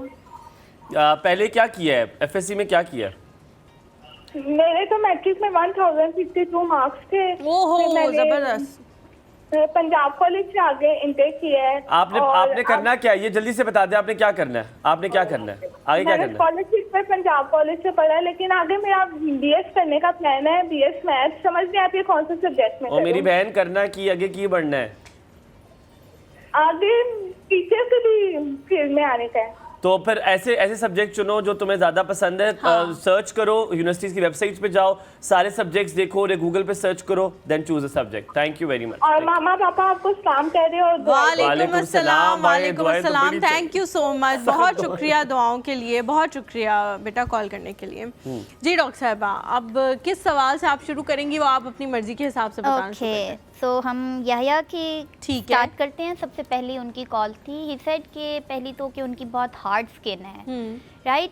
अब हार्ड स्किन में बहुत सारी कंडीशंस हो सकती हैं। एक तो नॉर्मली ड्राई स्किन भी हार्ड हो जाती है, उसके अलावा कुछ क्लिनिकल कंडीशंस हो सकती हैं, लाइक एक थायोसिस हो सकता है, फिश स्केल्स हो जाते हैं, बहुत सारी चीज़ें हो सकती हैं। सो याह्या को मैं कहूँगी एक तो अच्छा मॉइस्चराइज़र यूज़ किया करें जिसमें सेरामाइड्स होते हैं, लैसिथिन्स होते हैं, कॉम्पोजिशन में आपको मिल जाते हैं, ठीक है। उसके अलावा यूरिया बेस्ड प्रोडक्ट्स हैं, ये बहुत अच्छे हाइड्रेशन को मेंटेन करते हैं, और स्किन सॉफ्टनर भी आपको बहुत सारे प्रोडक्ट्स ओवर द काउंटर आपको फार्मेसी पे मिल जाते हैं। जल्दी जवाब देने क्योंकि आपके लिए बहुत कॉल्स आ रही हैं और भी लेनी है। फाइन। और दूसरी ये है कि अगर कोई क्लिनिकल कंडीशन है तो या अपने करीबी जो भी डर्मेटोलॉजिस्ट हैं उनके पास जाएं। दूसरा उन्होंने कहा था कि प्रोडक्ट्स में जो कुछ लिखा होता है, मेक श्योर कि जो प्रोडक्ट आप ले रहे हैं वो FDA अप्रूव होना चाहिए। अगर वो FDA अप्रूव्ड है तो उसके अंदर जो चीज़ है वो हो, जो इंग्रेडिएंट लिखा हुआ है वो होगा भी उसमें। FDA approval, FDA is the institute, ठीक है, यूएस का, जो इसलिए वो अप्रूव्ड है तो होगा, वरना आजकल बहुत सारे लोगों ने अपनी प्रोडक्ट्स बनाई हुई हैं तो फिर उस पे मैं कोई कमेंट नहीं कर सकती। अच्छा, हमारे साथ कॉलर है समीना, है पेशावर से। अस्सलाम वालेकुम समीना। Good morning. वालेकुम। ठीक है। अल्हम्दुलिल्लाह बिल्कुल ठीक। आप बताएं क्या पूछना चाह रही हैं? मैं ये पूछना चाह रही हूँ कि ये जो वायरल वाश होते हैं ना, तो ये मेरी खाला को निकले है ना गर्दन पर, तो उसको कोई इलाज वगैरह है यानी वायरल वाश जो होते हैं? ठीक है, हम पूछते हैं डॉक्टर साहिबा से। अगर कोई वो लोग कह रहे हैं कि इसका हम वो कर देंगे ना, ठीक कर देंगे, लेकिन मैं कह रही हूँ कि उसके लिए कोई ट्यूब वगैरह हो या ऐसे कुछ हो जो जिससे उतर जाए। आप चाह रही हैं कि एक्सटर्नल दवाइयों से वो ठीक हो सकता है या नहीं हो सकता? जी ठीक है जी। Thank you so much for calling Samina. Mrs Shakeel भी हैं। अस्सलाम वालेकुम, गुड मॉर्निंग। हेलो, अस्सलाम वालेकुम। वालेकुम अस्सलाम। मिसेस शकील कैसी हैं? अल्लाह का शुक्र, आप अपने हैं भाई? अल्लाह का शुक्र। आज थोड़ी सी हालत टाइट है पर चले, अल्लाह खैर करेगा। बताइए। मैंने डॉक्टर साहब से पूछा है, मेरी स्किन पे दाने बन रहे हैं वाइट कलर के। अच्छा, छोटे दाने हैं? जी, पहले छोटे बनते हैं फिर बड़े होते हैं, इतने बड़े नहीं होते लेकिन बड़े हैं। और जब उनको खत्म करने की मैं कोशिश करती तो उससे खून बहुत ज्यादा निकलता है। दोबारा कहिएगा। दोबारा निकालने की कोशिश करती है तो खून बहुत ज्यादा निकलता है। अच्छा, ठीक है। अच्छा, वाइट कलर के। इसके अलावा आप कोई प्रोडक्ट्स वगैरह यूज कर रही हैं स्किन को बेहतर करने के लिए? क्रीम इस्तेमाल की है। मारिया शायद कुछ पूछना चाह रही है। टाइप ऑफ स्किन, आपकी स्किन की क्या टाइप है? ऑयली है, ड्राई है? ऑयली है। ऑयली, ठीक है। बहुत शुक्रिया मिसेस शकील। बहुत मुझे बुरा लग रहा है। हम एक छोटा सा ब्रेक लेते हैं। ब्रेक के बाद जब वापस आएंगे तो आप सवाल सारे शामिल करेंगे। ऐसा कोई भी बंदा नहीं होगा जिसका सवाल हम लिए बगैर चले जाए। और अब मजीद मेरे ख्याल से कॉल्स की गुंजाइश नहीं होगी, इसलिए ब्रेक पे चलते हैं जल्दी से।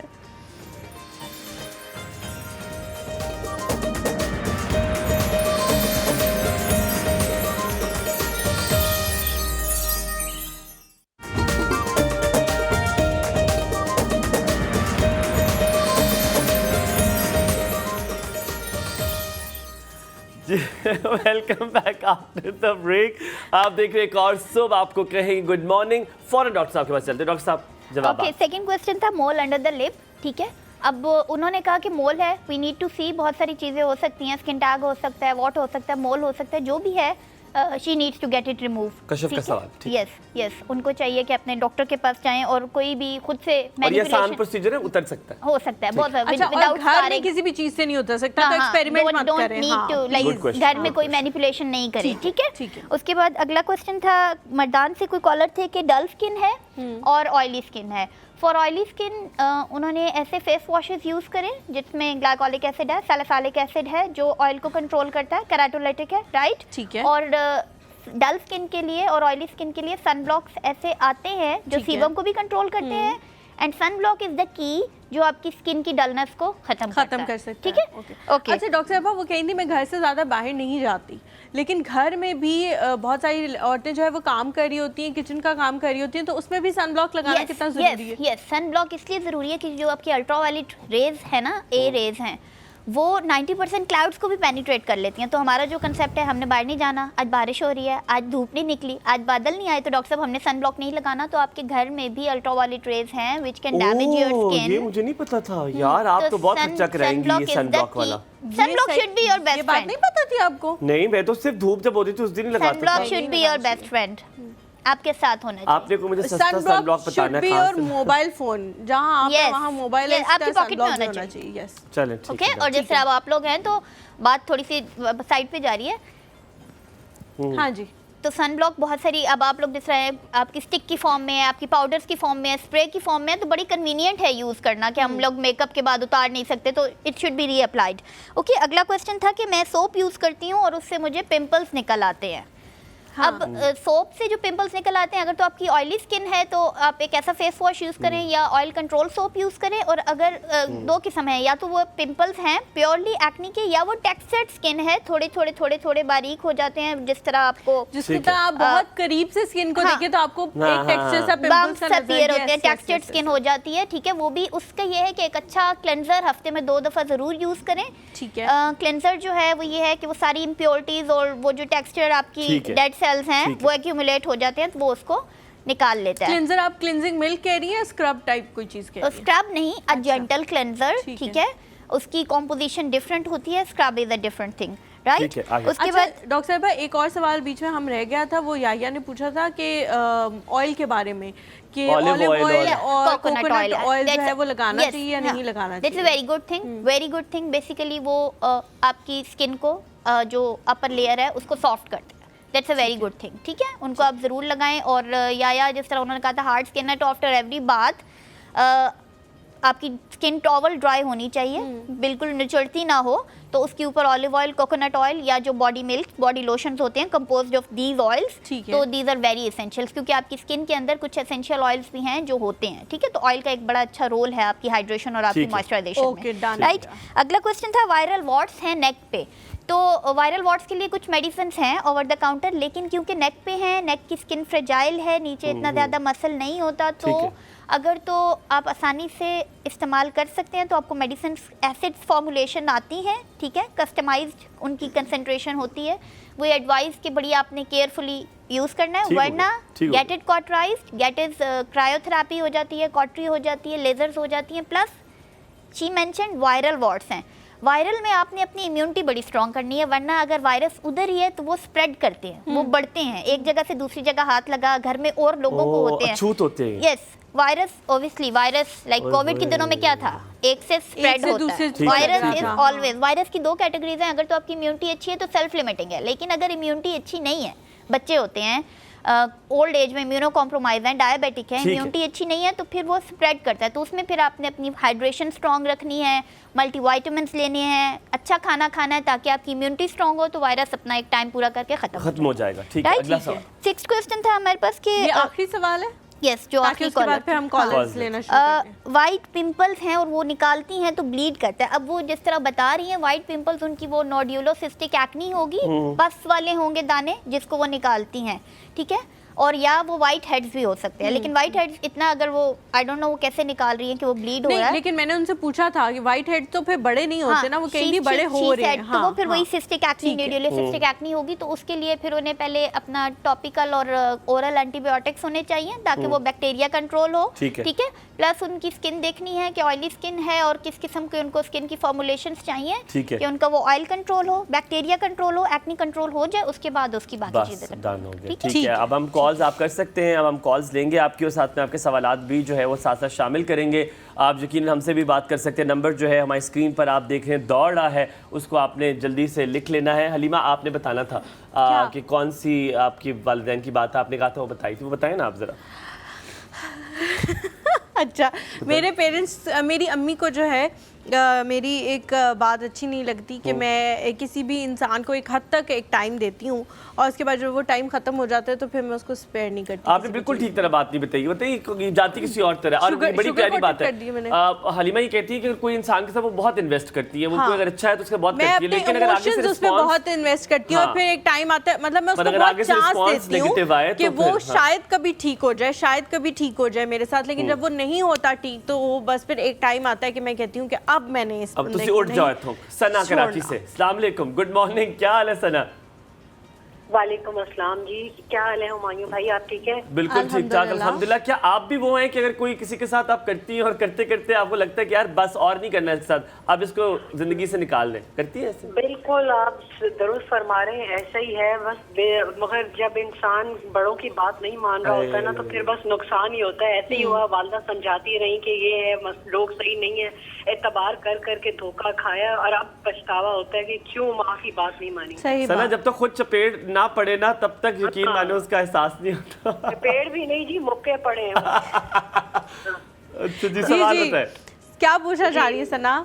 मैं हलीमा डॉक्टर साहबा से ये पूछना चाह रही हूँ कि ये अक्सर कुछ महीनों के बाद या कुछ बाज़-औक़ात 1-2 माह के बाद मुझे ये लाफ लाइन की जगह पर ना वाइट रंग का जैसे फंगस हो जाता है ना जी, भुरभुरा सा वाइट सी सफ़ेदी, ये लाफ लाइन के इर्द गिर्द हो जाती है और एकदम जगह लाल होती है वो स्किन उस जगह से, और फिर वो वाइट फंगस सा हो जाता है। अच्छा। तो ये जरा मुझे समझ नहीं आ रहा, और मेरी वैसे जो स्किन है वो मैं मॉइस्चराइज तो करती हूँ, वो ड्राई और सेंसिटिव बहुत है। अच्छा। ये जरा इसका रीजन बताएं और कुछ इसका सोल्यूशन काइंडली बताएं। ठीक है सना, हम बताते हैं। समीला, अस्सलाम वालेकुम, समीला की कॉल है। अच्छा, अस्सलाम वालेकुम समीला, गुड मॉर्निंग। वालेकुम अस्सलाम व रहमतुल्लाह। भाईजान क्या हाल चाल? अल्हम्दुलिल्लाह सर, आप सुनाएं कैसे हैं? ठीक है अल्हम्दुलिल्लाह, अल्लाह का शुक्र। क्या पूछना चाहेंगे? अच्छा, मैं पूछना ये चाह रहा था कि मेरी जो मिसेज है ना जी, उनको जोड़ों की तकलीफ होती है। अच्छा, ठीक है, और सब टेस्ट वगैरह करवाए हैं सारे, ठीक है, सारे के सारे ठीक आए हैं। अच्छा, और डॉक्टर हजरात ये कहते हैं कि उनको ना जो हड्डियां हैं वो कमजोर हैं। अच्छा, ठीक है, और बाकी जो भी इलाज करते हैं, दवाइयाँ खाते हैं, उनका मैदा कमजोर हो जाता है। या आप चाहते हैं कि जोड़ों का उनको बताएं कि कैसे बेहतर हो सकते हैं उनके जोड़े, उनके उसमें ताकत कैसे आ सकती है, कैसे वो चलना, ये पूछना चाह रहे हैं? जी, मैं ये पूछना चाह रहा हूँ कि कोई ऐसा टोटका बताएं कि जिससे उनको डेली का जो पेन होता है ना वो कम हो जाए। अच्छा समी भाई, सॉरी आपकी कता कलामी की माफ़ी, क्योंकि आज हमारे पास एस्थेटिक फिजिशियन है जो जिनका मेरा नहीं ख्याल ये काम है कि वो ये कर सकते हैं, लेकिन आप फिजियोथेरेपिस्ट के पास ज़रूर उनको चेक करवाएं। एक फिजियोथेरेपिस्ट उसको बहुत बेहतर कर सकते हैं, क्योंकि हम अक्सर ये करते हैं हलीमा कि हम घर के टोटके आजमाते हैं तो चीज़ें और खराब हो जाती हैं, और फिर जब वर्स्ट हो जाती हैं तब उन तक पहुंचते हैं, तब वो भी बेचारे कुछ नहीं कर पा रहे होते। तो अभी this is the right time, अगर उनको दर्द वगैरह हो रहा है तो आप उनके पास जाएं, कोई अच्छा फिजियोथेरेपिस्ट ढूंढें। ठीक है, चले जी, शुक्रिया बहुत बहुत कॉल करने का। ओके, उनका क्वेश्चन सना का, जी, सना का के लाफ लाइन के इर्द गिर्द जो है वो उनको फंगस हो जाती है, हाँ, और बहुत ड्राई है और बहुत सेंसिटिव है, बहुत ओके। सना का ये है कि पहले तो ये है कि वो लाफ लाइन तो हो जाती हैं, ठीक है, एक विद द टाइम, क्योंकि मसल आपका हाइपर एक्टिव है तो वो हो जाती हैं। उस वक्त ये होता है कि क्योंकि मस्कुलर पार्ट है ना, तो फिर अगर ऑयल एक्यूमुलेशन हो रहा है और उसी की वजह से जब होता ही है कि फंगस स्टार्ट कहाँ से होती है, इफ शी सेड वो लगता है fungus, she is not properly diagnosed, ठीक है। वाइट जो पैचेस हैं वो फंगस के अलावा ड्राइनेस से भी हो सकते हैं, और भी 2-3 ऐसी कंडीशंस हो जाती हैं जिसमें स्किन का वाइट पैच हो जाता है, लाइक हाइपोपिगमेंटेड हो सकता है आपके नॉर्मल स्किन के कलर से, राइट। तो पहले तो वो डायग्नोज होना चाहिए। उसके अलावा फंगस में आपने एक अच्छा मॉइस्चराइजर यूज़ करना है, और कुछ ओवर द काउंटर आपको एंटी फंगल प्रिपरेशंस आती हैं विद टॉपिकल मॉइस्चराइजर्स कॉम्बिनेशन में, तो उन्होंने वो यूज़ करनी है। ठीक है। अच्छा, मेरा सवाल आपसे ये है डॉक्टर साहिबा, हम अक्सर एक्सरसाइज करते हैं तो we make a certain face, एक शक्ल बन जाती है। हाँ, आप प्रेशर लगाते हैं तो आपका एक शक्ल बनती है, आप कोई वजन उठाते एक शक्ल बनती है, कुछ लोग ऐसे देखते हैं तो झुर्रियाँ डाल के देखते हैं, तो वो परमानेंट होती जाती है। आप एक सर्टेन तरीके से, कुछ लोग को बचपन में एक आदत पड़ जाती है क्योंकि सर्टेन तरीके से देखते हैं या बात करते हैं तो वो पक्की होती जाती है। 11 बहुत ज्यादा लोगों के बन जाता है, और कुछ लोग यूं करते हैं तो वो फिर उनकी आदत पड़ जाती है, यूं करना शुरू हो जाते हैं। ये क्या मेडिकली प्रूवन है कि अगर आप कुछ कर रहे हैं तो आप अपना फेस जो है वो कॉन्शियसली देखना चाहिए कि आपने क्या शक्ल बनाई हुई एक्सरसाइज करते हुए या कुछ बात करते हुए, ताकि वो उसका स्ट्रक्चर ना हो? क्या इससे होता है कि आपके खुद भी करने से झुर्रियाँ पड़ सकती हैं या आपके फेस का स्ट्रक्चर बदल सकता है? यस, आपके जो फेस के मसल्स हैं, they our muscles of expression, right.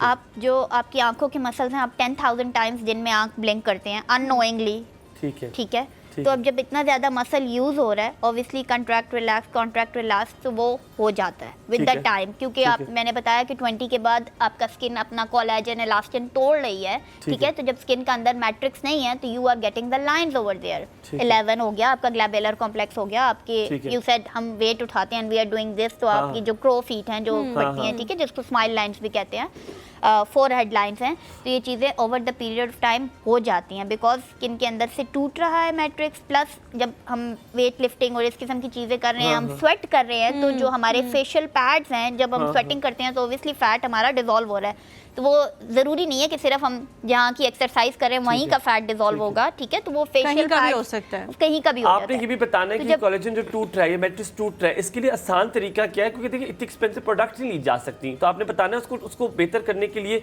कोई स्पेसिफिक डाइट, कोई स्पेसिफिक चीजें जो हम कर सकते हैं। अस्मा नियाज़ी अस्सलाम वालेकुम, गुड मॉर्निंग। टीवी की आवाज बंद कर दें वरना कॉल बंद हो जाएगी, क्योंकि हमें आवाज हमारी बार बार आ रही है। मेरी बहन जी बताएं क्या कहना चाह रही हैं? अल्हम्दुलिल्लाह, अल्लाह का शुक्र। मेरा डॉक्टर साहब से ये सवाल है जी कि मेरी स्किन का प्रॉब्लम है कि वो ना पहले मुलाजमा था, तो मैं डर्माटोलॉजिस्ट डॉक्टर उस्मान के पास गई थी। अच्छा। तो उससे मुझे काफी फर्क आया, लेकिन जब धूप में निकलती हूँ ना तो स्किन ना बहुत ज्यादा डल हो जाती है। तो उसने मुझे सन ब्लॉक दिया था एवरजंग का रेडिडेंट अल्ट्रा, लेकिन वो तो ना गर्मियों में ना वो तो चेहरे पे टिकता भी नहीं है। तो जब कपड़े प्रेस करती हूँ या थोड़ा सा धूप में जाती हूँ ना तो स्किन बहुत ज्यादा डल हो जाती है। तो मेरा हार्मोन का भी मसला है, तो इसलिए कोई अच्छी सी ना पूछना चाहती है मारिया? सन ब्लॉक वो कह रही हैं कि कोई अच्छा सा बता दें, क्योंकि मेरे पास जो है वो शायद ज्यादा ऑयली है तो वो टिकता नहीं है स्किन पे। ठीक है, वो पूरा आपको बता देंगे क्या मसला। थैंक यू, बहुत शुक्रिया जी कॉल करने के लिए जी। राइट, उन्होंने कहा कि मलाजमा है। सबसे पहले तो मलाजमा जो है वो परमानेंटली, बहुत मैं एक्सपेक्टेशन उनकी हाई नहीं करूँगी, उनको एक वर्ड उन्हें कहें, आप सुन रही हैं मेरा, उसको कंट्रोल करके मेंटेन करना है, राइट। ठीक है, पिगमेंटेशन एक दफ़ा हो जाए तो वो एक ये नेचर की तरफ से एक प्रोटेक्टिव मैकेनिज्म है, हम इसको परमानेंटली ख़त्म नहीं कर सकते, आपने इसे मेंटेन करना है। उन्होंने कहा कि मुझे आराम भी आ गया, इम्प्रूव, लेकिन जब वो उसको धूप में जाती हैं तो कलर डल हो जाता है, और सन ब्लॉक जो है आजकल उनको वो ज़्यादा कर रहा है। तो सन ब्लॉक अगर वो टिक नहीं रहा तो इन टर्म्स कि वो ऑयल ज़्यादा प्रोड्यूस कर रहा है, वो बह रहा है या चिपचिपा ज़्यादा हो रहा है, तो एक तो सीबम कंट्रोल सन ब्लॉक पे शिफ्ट हो जाएं। ठीक है। दूसरा फॉर मलाजमा जब बाहर जाते हैं तो सन ब्लॉक में आजकल आपको tinted foundation based sun block मिल जाते हैं जो मलाजमा को अच्छा कवर कर लेता है, वो यूज़ करें। एंड द लास्ट थिंग, जब हम सन ब्लॉक लगाते हैं हम उसे प्रॉपर एप्लीकेशन का टाइम नहीं देते। आपके सन ब्लॉक्स पे लिखा होता है कि 20 to 30 मिनट्स बिफोर एक्सपोजर। हम करते क्या है, हम सन ब्लॉक लगाते हैं और फ़ौरन हम भाग रहे हैं, देर हो रही है, बाहर जा रहे हैं। जब वो सन ब्लॉक आपका प्रॉपरली उसने आपकी स्किन के साथ बाइंड नहीं किया, उसने 30 मिनट्स नहीं लिए, तो वो आपका बहेगा, आपका टिंट कॉम्प्लेक्शन डार्क करेगा, पसीना ज़्यादा करेगा, इचिंग करेगा, तो पेशेंट कहता है कि हमें सन ब्लॉक सूट नहीं कर रहा, राइट। दूसरी बात, फिर ये होती है कि जो आपने क्रिकेटर्स को देखा होगा, they are wearing a physical sunscreen. White colour वो फिजिकल सनब्लॉक है, काफी ज्यादा मिकदार में लगाते हैं। यस, और वो आपको इमीडिएट प्रोटेक्शन दे रहा है, लेकिन हमें कॉस्मेटिकली वो कैरी करना मुश्किल है, राइट? तो हमें केमिकल या मिनरल सनस्क्रीन हम लोग अपने कन्वेंशनल सेटअप पे यूज करते हैं। हम नॉन फिजिकल लगाना पसंद करते हैं ताकि वो नजर ना आए, लड़के खास तौर पे। यस, तो वो जो मिनरल सनस्क्रीन्स हैं, they need a time to bind with your skin. वो जो 20 to 30 मिनट्स हैं इन अ कूल काम रूम, उसने अपनी बाइंडिंग पूरी कर लेनी है। तो फिर आप कपड़े इस्त्री करते वक्त और कोई भी काम करेंगी तो आपको पसीना नहीं आएगा और कलर भी डल नहीं होगा। अब वो बताएं कोलेजन और मैट्रिक्स को कैसे आप ठीक करते हैं? कोलेजन और मैट्रिक्स को एक तो ये है कि जब आप 20 से कर रहे हैं तो आप अपनी वही anti ageing regimes, anti ageing creams जो रिपेयर कर रही हैं, जिनमें पेप्टाइड्स हैं, जिसमें एंटीऑक्सीडेंट्स हैं, ठीक है, वो यूज़ करें, जो साथ साथ कोलेजन को बूस्ट करें, राइट? विटामिन सी का बहुत अच्छा रोल है कोलेजन को बूस्ट करने में। उसके अलावा ओल्ड एज में बाहर से हम इंजेक्शंस देते हैं। एक पहले ट्रेंड था फिलर्स का, राइट? आजकल उसको हम रिप्लेस करते हैं कोलेजन बूस्टर्स या स्किन बूस्टर्स के नाम से। ठीक है, वो हैं हाइलुरोनिक एसिड ही, लेकिन वो नॉन क्रॉस लिंक्ड है। हाइलुरोनिक एसिड जो फिलर्स थे वो क्रॉस लिंक्ड होते थे कि हम जहाँ फिलर को डाल रहे हैं वो मॉलिक्यूल वहीं अपनी प्लेस ले रहा है और वहाँ आपको एक बल्क दे रहा है। जो नॉन क्रॉस लिंक्ड है, उसकी जो केमिकल कॉम्पोजिशन है, it's going to disperse over there, it's going to make your new collagen over there. करें क्या, हम क्या करें, किस तरह इसको बेहतर? सिर्फ ये कोई सस्ता तरीका है? इसमें है सस्ते, अच्छा, आपके डिफरेंट ब्रांड्स हैं, कोरियन, चाइनीज, इसमें तो आपको मिल जाते हैं इसमें सस्ते। This is a very good thing जो ओल्ड एज में, क्योंकि जब एक मैं वही बात कह रही हूँ ना, देखिए एक चीज़ वहाँ से एक अगर वहाँ से वॉल्यूम रिप्लेनिश है, अगर है वॉल्यूम डेफिसिट है, तो जब आप बाहर से नहीं देंगे तो कोई चीज़ आपको क्रीम लगाने से नहीं होगा या कुछ खाने से। In terms of diet, yes, in terms of diet वो भी एक टाइम है, एक टाइम के बाद वो डाइट भी काम नहीं करती। आप मानती होंगी जो आप बात करिए, कता कलामी की माफी, मुझे सिर्फ इसलिए पूछना है कि ये आज चीज़ क्लियर हो, क्योंकि ग्लाइटाथॉन शायद कहते हैं, वो जो लगाते हैं इंजेक्शन, कुछ भी करते हैं, कुछ भी वो फिर हमें कंसिस्टेंटली करवाना पड़ता है। मतलब आपकी फाइनेंशियल हालात शायद इतने ना हो कि आप इतनी देर तक करवाते रहें, या फिर फाइनेंशियल हालात ना भी हो, आपके पास यू डोंट गेट टाइम, आपके पास वक्त नहीं होता कि आप वो बार-बार उसके पास जाएं। आई ट्रूली तो एग्री, क्या ये हलीमा मुझे, और फिर मैं इसलिए नहीं करवाता कि यार 2 महीने कराया, 3 महीने कराया, फिर छोड़ना पड़ जाएगा और फिर दोबारा और ख़राब ना हो जाए, छोड़ दिया। ये होता है कि फिर और ख़राब हो जाएगा, सच बताइएगा। We talked about it in the start कि ग्लूटाथायोन और ख़राब तभी होता है जब आप उसकी केयर नहीं करते। वो ऐसे ही है जैसे आप, मैंने कहा ना कि जब हम एक वाइटनिंग क्रीम लगा रहे हैं जिसमें एक पावरफुल एंटीऑक्सीडेंट है, तो मैंने कहा सन ब्लॉक लगाना है, लेकिन जब वही पावरफुल एंटीऑक्सीडेंट आप अपनी पूरी बॉडी में ले रहे हैं, अगर आप आईवी से ले रहे हैं, आईएम ले रहे हैं या ओरल ले रहे हैं, तो फिर आपने तमाम एक्सपोज पार्ट्स पे अगर वो आप केयर नहीं कर रहे, सन ब्लॉक नहीं लगा रहे, आपकी हाइड्रेशन अच्छी नहीं है, आप उसके साथ अच्छी डाइट नहीं ले रहे, तो फिर ऑब्वियसली वो आपको उसके साइड इफेक्ट्स जो हैं वो आपको नजर आएंगे। हमारे साथ जी कॉलर मौजूद है, ठीक है जी, हमारे साथ कॉलर मौजूद है जी, इम्तियाज साहब हैं। अस्सलाम वालेकुम सर, जरा जल्दी से बात कर दें, बहुत कम टाइम में बहुत कॉल्स आ रही हैं। अच्छा, मैं कर रहा हूँ, आपने थोड़ा आपने टाइम दिया क्या? आप सबको सलाम वालेकुम, गुड मॉर्निंग। बात दरअसल ये है कि वो बात सब सही है, स्किन की हिफाजत करनी चाहिए, जरूरी है, अल्लाह की देन है, अमानत है। और बात ये, मगर मैं थोड़ी सी हट की बात करता हूँ कि हमारी नानी दादी की उम्र में भी वो इतनी हसीन और जमील हुआ करती थी, वो हर्बल टाइप के या देसी करते थे। अभी जितने भी प्रोजेक्ट आते हैं, मैं ये आपको दावे से कहता हूँ, इसके साइड इफेक्ट बाद में जरूर होते हैं। बहरहाल एक अंकल थे, वो अंदर से बड़े गोरे थे, हाथ पर उनका गोरा चिट्टा था बिल्कुल, लेकिन उनका चेहरे का रंग बड़ा गहरा हो गया था। तो मैंने कहा अंकल आप हिफाजत नहीं करते? कहते यार धूप में काम करता हूँ और इस रंगत को ना देख यार, इस मेहनत की वजह से, तपिश की वजह से मैंने अपने सारे बच्चों को डॉक्टर, इंजीनियर बनाया, बैरिस्टर बनाया। तो ये जो खूबसूरती है ना, ये गोरे रंग में ये खूबसूरती नहीं आ सकती। और अगर अपने चेहरे को, रंगत को देखूंगा तो अपने बच्चों को क्या पालूंगा यार? मैं उन पे कुर्बान, ये मैं अपने वालिद साहब की बात बता रहा हूँ, मैं उन पे कुर्बान। मैं कहते थे अब्बा आप अंदर से तो बिल्कुल चमक रहे, कहते बेटा छोड़ इन बातों को, ये जो खूबसूरती तेरे अंदर आई है ना और सब में आई है, ये इसी की बरूद मिन्नत है। बहरहाल स्किन की हिफाजत करनी चाहिए, आजा हर चीज अल्लाह की अमानत है। जिंदाबाद हलीमा में। बहुत शुक्रिया कॉल करने के लिए। मेरे ख्याल में इससे खूबसूरत बात कुछ हो नहीं सकती जितनी प्यारी आपने। मैं इसमें ऐड ऑन करना चाहूँगी, गोल यही होना चाहिए, आपकी स्किन हेल्दी होनी चाहिए। जो गोरा कॉम्प्लेक्शन है ना वो कुछ नहीं है। हमें ये चीज़ अंडरस्टैंड करनी है कि हम एक रेस में, जिस रेस में पैदा हुए हैं, 80-90% हमारा गंदमी कलर है, राइट। तो हमने वो कुरान में अल्लाह कहता है ना कि हमने तुम्हें तुम्हारी बेहतरीन साख्त में पैदा किया है। सुभान अल्लाह। तो जब उसने नहीं समझाना कि हमें कहीं इस इंच से उधर करना है या उस इंच से इधर करना है, तो we don't need to intervene in that thing. Maria, एक बात मैं आपसे कहूँगा, सेगमेंट का अख्ताम होता है, मतलब इस आप लोग, क्योंकि यकीन हमारे पास वक्त कम है, लेकिन मारिया मैंने बहुत सारे फिजिशियन से बात की, एस्थेटिक फिजिशियन से बात की, बहुत सारों से। आपको जितनी मोहब्बत अपने काम से, बड़ा अच्छा लगता है मुझे हलीमा को उन लोगों से मिलने का जिन्हें डिटेल नॉलेज होता है, जो इतना पास होता है कि किसी और को पहुंचा सके डिटेल नॉलेज भी। और हुमायूं, एक और चीज़ भी डॉक्टर साहब जो आपके अंदर है कि आप बता रही हैं लोगों को कि भाई जिस चीज़ में है हेल्दी स्किन होनी चाहिए, आप गोरे रंग की तरफ या इन चीज़ों की तरफ ना जाएं, वरना बहुत सारे डर्मेटोलॉजिस्ट से हम भी ऐसे मिलते हैं कि हमें थोड़ी देर बाद जो है ना वो पता लगने लग जाता है कि उन्होंने अपने साथ क्या क्या प्रोसीजर्स कराए हुए हैं। तो एक ये भी अच्छी बात है कि ज़रूरी नहीं है कि आप अपने साथ भी प्रोसीजर्स करते रहें, दूसरों के मैं साथ भी आपको करते नाम रहें। बता दूं, डॉक्टर मारिया शफक मुनीर इनका नाम है। मुतमईन करती है, हालांकि हमने इनसे कहा भी जल्दी जवाब देने, कहते नहीं मैं जब तक मुतमईन ना कर लूं, सेटिस्फाई ना कर लूं, मुझसे होता नहीं है। थैंक यू सो मच, बहुत शुक्रिया जी, बहुत शुक्रिया आने आपके के बच्चों को बहुत सारा प्यार हमारी तरफ से। Thank you. हम लोग यहाँ पे एक ब्रेक लेते हैं, ब्रेक के बाद जब वापस आएंगे तो हमारे साथ मौजूद होंगे हमारे एक और गेस्ट। आप लोगों ने कहीं नहीं जाना, हमारे साथ रहना है।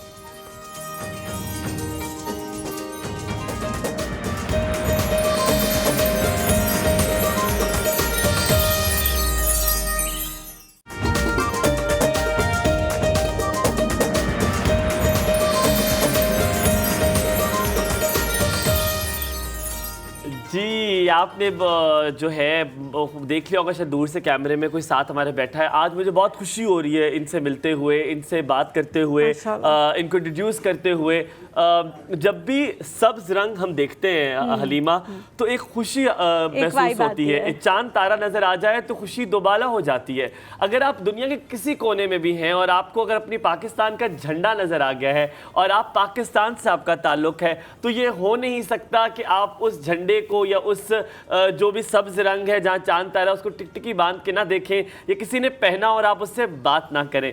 तो आज ऐसा ही माहौल है। आज हमारे पास वो हीरो मौजूद है, हीरोइन तो नहीं कहूँगा, हीरो ही कहते हैं हम इनको। आज वो हीरो हमारे पास मौजूद है जिनके घर वालों को नहीं, जिनको उनके इलाके को नहीं, बल्कि पूरे पाकिस्तान को उन पे फ़ख्र है। आज हम बड़ी बड़ी खुशी से ये बात करना चाहते हैं कि आज हमारे पास वो मौजूद हैं जिन्होंने 2 सितारे, अपने जो गोल्ड मेडल है ना, वो यहाँ दोनों लगाए हुए हैं और माशाल्लाह पाकिस्तान का नाम रोशन करने में कोई भी मौका उन्होंने छोड़ा नहीं है। जिजित्सु चैम्पियन है, पाकिस्तान नेशनल जूडो टीम के साथ भी मुंसलिक है, पाक फौज की तरफ से भी वो खेलती हैं, स्पोर्ट्स कोटे में जो है वो खेलती रही है। मार्शल आर्ट से शुरू किया 2009 में, फिर अरवा आफरीदी रुकी नहीं। अरवा आफरीदी के इंस्पिरेशन यकीनन कहते हैं कि हर कामयाब औरत के पीछे एक मर्द का हाथ होता है और हर औरत के पीछे एक मजबूत मर्द का हाथ होता है, और वो मजबूत मर्द अरवा आफरीदी के ज़िंदगी में उनके वालिद हैं, जिन्होंने ये उनको जुस्तजू दी, जिन्होंने उनको ये हिम्मत दी। और आज अरवा आफरीदी बड़े फ़ख्र से अपना चेहरा सामने दिखाते हुए बताएंगी कि जन्नाब हमारी चैम्पियन आज मौजूद है। अस्सलाम वालेकुम, गुड मॉर्निंग, क्या हाल है? वालेकुम सलाम, गुड मॉर्निंग। मैं ठीक हूँ, आपका क्या हाल है? बहुत कम बातें की आपने, तो बहुत कुछ किया हुआ है। मैं तो चाहता था और आपके बारे में कहते, हाँ, इंट्रोडक्शन जो है वो बहुत छोटा देना हो सकता था, लेकिन हमने कहा थोड़ी बातें बता दे, कुछ आप खुद भी बता दे। ठीक है, ठीक है। कितने बजे उठती हैं आप, ये बताएं? मैं सुबह नमाज के लिए उठती हूँ। ठीक हो गया। और उसके बाद ट्रेनिंग करके उसके बाद दोबारा थोड़ा टाइम सोती हूँ। सोती है। ट्रेनिंग कितनी देर की होती है? क्योंकि अरवा, ये बात पूछने का मकसद जो है वो ये है कि बहुत सारे लोगों को लगता है कि एथलीट कोई भी बन सकता है, तो कोई भी नहीं बन सकता। उसके लिए बहुत कंसिस्टेंसी की ज़रूरत होती है, एक लाइफस्टाइल अपनाने की ज़रूरत होती है। तो पूरी जो आपकी ट्रेनिंग है वो कितनी देर की होती है, कितने कितने घंटों का पैच करती हैं, सब कुछ बताना है आपने। ट्रेनिंग जो है कि सुबह हम लोग अर्ली मॉर्निंग स्टार्ट करते हैं और कम से कम हमारा 2 घंटे का सेशन होता है मॉर्निंग का, और उसके बाद हम लोग दोबारा इवनिंग में करते हैं ट्रेनिंग, 2 से 3 घंटे का सेशन।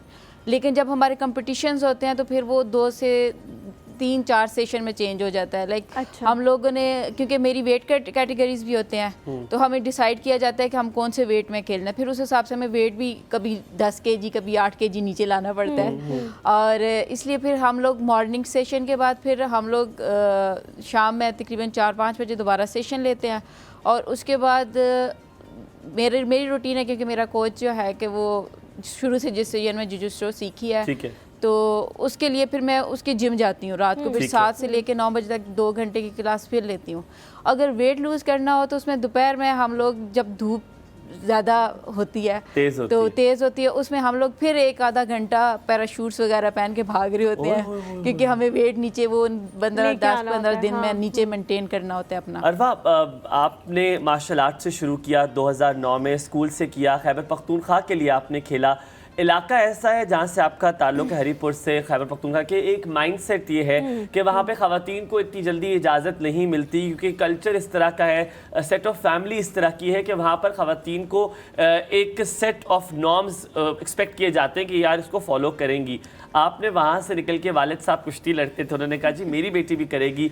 2 सवाल हैं, एक तो ये कि वो कितनी मुश्किल आई, वो नॉर्म कैसे तोड़ा ही कहूँगा क्योंकि थोड़ा मुश्किल होता है। दूसरा सवाल ये कि जिजित्सु है क्या और वो क्यों किया, सबसे पहले ये दोनों चीज़ें बताइएगा। मुश्किल मुझे कम आई क्योंकि फादर का सपोर्ट था, भाई का भी था, तो इसलिए आपको पता है जब फादर साथ खड़े हो तो बाकी फैमिली वाले भी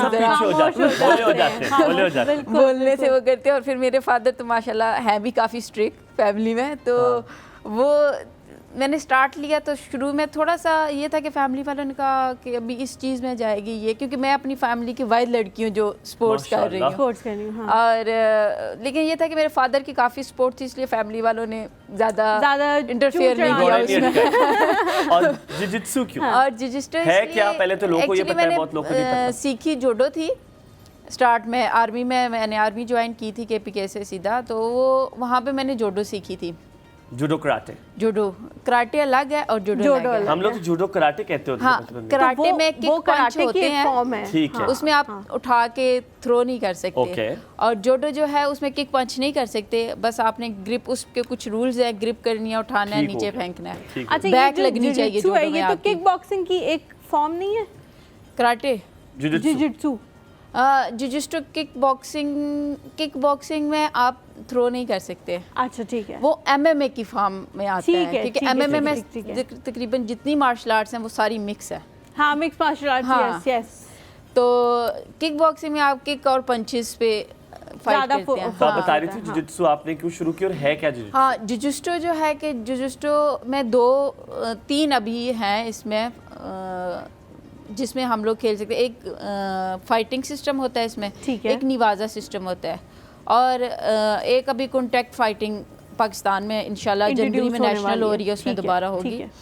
तो किक, ये जो फाइटिंग सिस्टम होता है इसमें आप किक पंच करके थ्रो भी कर सकते हैं, और नीचे ग्राउंड फाइट होती है जिसमें हम जॉइंट्स लॉक करते हैं, आर्म लॉक वगैरह, फुट लॉक, गर्दन चोक वगैरह। हाँ, ये ठीक है। और निवाजा में जो होता है उसमें आप थ्रो कर सकते हैं, जूडो की थ्रो टाइप या कुश्ती की थ्रो ले लें, रेसलिंग की, और उसमें फिर निवाजा नीचे ज़मीन पे होता है फाइट, मतलब ग्राउंड फाइट है वो सारी। उसमें आपने उसमें बैक माउंट पे जाना होता है, बैक माउंट के पॉइंट्स होते हैं, फ्रंट माउंट के होते हैं, साइड कंट्रोल्स के होते हैं, गार्ड पुल करना होता है, गार्ड पासेस होते हैं, और उसमें हम चाहेंगे आप कंटिन्यू करें अरवा, बट मैं साथ से कहूँगा आज हमारी हीरो यहाँ पर मौजूद है, हम चाहेंगे आप भी उनसे सवाल पूछें। सवाल ये पूछिएगा जो मुझे लगता है कॉन्सेप्ट है, मैं से बताने की नीयत से बता रहा हूँ कि आज अरवा जहाँ बैठी है वहाँ पर आप सब बैठ सकते हैं, वहाँ पे हम सब इस मुल्क का नाम रोशन कर सकते हैं। ब्लेम गेम से ज़्यादा ये करके दिखाना होगा। उसी मुल्क से अरवा भी हैं, उसी मुल्क की बेटी अरवा भी हैं, जिस मुल्क में लड़कियां जो है कंप्लेन भी करती हैं, वो करती हैं। क्या हमें नहीं पुश किया गया, हम ये नहीं कर पाए जो हमारे ड्रीम से वो अचीव नहीं कर पाए, थोड़ा सा खुद भी मेहनत करें तो इंशाल्लाह सारी चीजें जो है भी कर सकते हैं, मिल सकती है। कॉलर भी हैं जी हमारे साथ लाहौर से फजल रहमान, अस्सलाम वालेकुम। Good morning. वालेकुम अस्सलाम सर, हमायूं भाई और हलीमा बहन और जो गेस्ट हैं उनको सलाम। वालेकुम अस्सलाम, क्या हाल चाल? ठीक ठाक सर, दुआ शुक्र। हलवा पूरी के शहर से आपने कॉल की है चनों के साथ, आए हाय हाय, क्या कहूँ, सुनाए क्या नाश्ता किया आज भाई ने, और कोई सवाल पूछना है मेरी बहन से। अरवा अफरीदी हमारे साथ मौजूद है, पाकिस्तान का फख्र। ठीक है सर, मैं खेल स्पोर्ट के हवाले से बात करना चाहता हूँ। जी। अच्छी बात है कि हमें जो है ना अच्छे खिलाड़ी चाहिए। देखिए मैं आप एक बहुत इंपॉर्टेंट बात करने लगा, जो नई गेमें हैं वो आगे आ रही हैं। एक माफिया है ऐसा, मैं बात करता हूँ, वो आगे से जवाब आता है, मसला है कोई, हमारे देखे कौमी हॉकी उसका नाम ही बिल्कुल नीचे आ गया है। जो नए जो खेल है उनको आगे लेकर ये माफिया चल रहा है सारा। हमारे जो स्ट्रॉन्ग प्लेयर है उनको पीछे कर देते हैं। अभी इतना शोर डला हुआ इंडिया जाने का पाकिस्तान की टीम का। आपकी बात यकीनन आपकी ओपिनियन की बड़ी रिस्पेक्ट करते हैं, पर अभी पाकिस्तानी टीम ने जो है वो हॉकी में जवान को हराया है, और ना कि सिर्फ ये बल्कि पाकिस्तान देखिए हार जीत खेल में लगी रहती है। बात पता है क्या होती है, मेरी अम्मा एक बड़ी अम्मा बड़े मजे की बात करती हैं, कहती हैं हार जीत तो मुकद्दर है, हार जीत तो मेहनत का सिला है। अच्छी बात और हिम्मत की बात यह है कि अगर आप मैदान में उतरे हैं, मैदान में उतरना सबसे बड़ी बात। मायूं एक और चीज़, मतलब वो तो बहुत सारे एलिमेंट्स होते हैं हार जीत में, आप खेल के हारे तो दुख नहीं होता, विकेट लेके ना भागे, विकेट लेके भाग जाए तो खेल के हारे कोई बात नहीं। और गेम्स की भी जहाँ तक बात है, कभी किसी पे फोकस चला जाता है, कभी किसी पे फोकस चला जाता है। जब एक ज़माने में हॉकी पे फोकस होता था तो किसी भी गेम पे फोकस नहीं होता था। अब फिर भी वो स्टीरियोटाइप टूट रहा है। हम इस तरह के लोगों को आपसे मिलवा रहे हैं जो पाकिस्तान को रिप्रेजेंट करते हैं, तो इसका मतलब है कि हमें पता है, थोड़ा सा खुद भी देखना शुरू करें।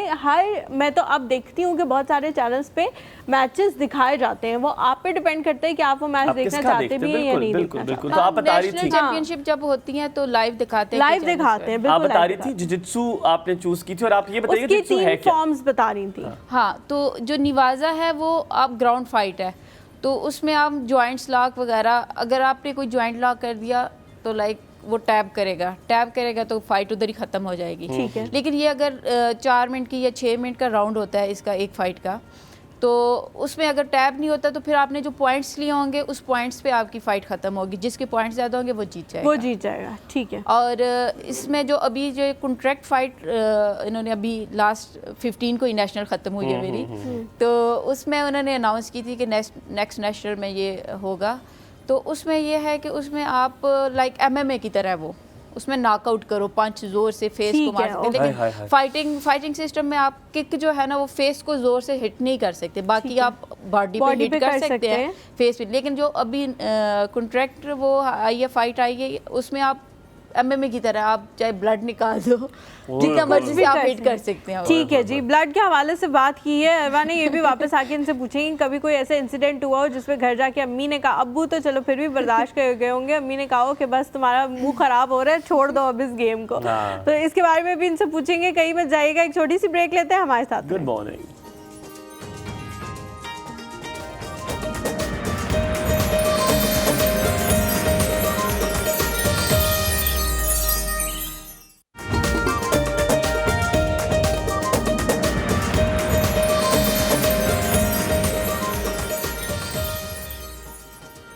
जी welcome back after the break. आप देख रहे हैं एक और सुबह, और हलीमा ने सवाल पूछा था। हलीमा अपना सवाल दोबारा दोहराएं ताकि वो उनसे पूछा जा सके। मैंने पूछा था कि कभी कभी ऐसा होता है जिंदगी में कि आपको कोई ऐसे मुंह पे कोई इंजरी हो गई या कुछ हो गया, या वैसे भी कोई इंजरी हो गई और आप घर गई तो अम्मी ने कहा कि भाई अब बस ये छोड़ दो, क्योंकि हर कुछ ऐसे बाद तुम्हारा कोई ना कोई इस तरह का मसला हो जाता है, तो तुम्हारी फिर जो है ना शादी शुदी कोई नहीं करेगा, अगर ये निशान पड़ गया। अम्मियों को ये बड़ी टेंशन होती है, ये निशान पड़ गया ना शादी नहीं होगी तुम्हारी। तो इस तरह का कभी हुआ है इंसिडेंट? हाँ, ये अक्सर होता है। हाँ। क्योंकि मेरी फाइटें मैच ही ऐसे हैं, कंपटीशन ऐसे होते हैं कि जिसमें लगती हैं चोटें, और अक्सर ज़्यादातर जॉइंट्स निकलते हैं। तो फिर वो घर में जाके जब बाजू लटका हुआ या हाथ लटका हुआ या पट्टियाँ बांधी निकल जाते हैं जॉइंट्स। हाँ जी, जॉइंट्स निकल जाते हैं। तो वो फिर एक आधा महीना हम यहाँ पे बाजू तो आप घर जाती है तो हमने तो उस आपकी जुबान में सुनना आपकी अम्मा क्या कहती है जब आप घर एक बाजू टूटा हुआ लेके जाती है, तो क्या फरमाती है अम्मा? तो अम्मा यही कहती है कितनी बार आके छोड़ दे इस खेल में छोड़ दे। हाँ, तो वो फिर कितनी दफ़ा अम्मी कहती हैं, बाकी अब्बू वगैरह नहीं। अच्छा, अभी आप ब्रेक के दौरान भी जिस तरह बताई थी कि बाकू में जो एक फाइट हुई थी उसमें आपका होंठ कट गया होंठ कटा था, तो वो फिर दोबारा सही हो जाता है वरना या रिकवरी हो जाती है? मुझे नहीं लग रहा, वैसे that's a very good question. मुझे भी अक्सर होता है कि ऐसे अलूमी मेरा बहुत अच्छा दोस्त है और अहमद मुश्तबा से बड़ी दोस्ती है, तो मैं कहता हूँ यार तुम्हें लीनो नाश कर देते, आंखें इतनी मोटी, तो फिर कैसे तुम लोग बिल्कुल ठीक हो जाते हैं? हो जाती है रिकवरी बाद में, ये कट्स वगैरह लगते रहते हैं, चोटें लगती रहती हैं, ये तो गेम का हिस्सा है। अच्छा अरवा, आप मुझे आपने यकीनन आपने ग्रैपलिंग में गोल्ड मेडल लिया है और फिर आपने किक बॉक्सिंग में भी गोल्ड मेडल लिया है। आप वो खातून है जिन्होंने ब्लू बेल्ट भी लिया हुआ है, if I am not wrong, और आप उस वक्त पहली खातून थी जिन्होंने ब्लू बेल्ट लिया हुआ था। अच्छा अरवा, सबसे ज़्यादा मुश्किल ये होता है कि इस खेल में आपको अपनी दूसरी चीज़ें भी बैलेंस रखना। जो बैलेंस होता है ना एक एथलीट के लिए, वो बड़ा मुश्किल होता है। मेरे लिए शायद थोड़ा आसान इसलिए क्योंकि ऑफिस, ये वाला काम, ऑफिस, घर, और घर भी अभी इतना ज़्यादा टाइम इसलिए नहीं देता और ना देना पड़ता है क्योंकि अभी शादी नहीं हुई, तो शादी के बाद आपको ज़्यादा वक्त देना पड़ जाता है, जो कि बड़ी गलत अप्रोच है। आपको माँ बाप को भी ज़्यादा वक्त देना चाहिए, पर मेरे लिए बड़ा कम चीज़ें हैं बैलेंस करने के लिए।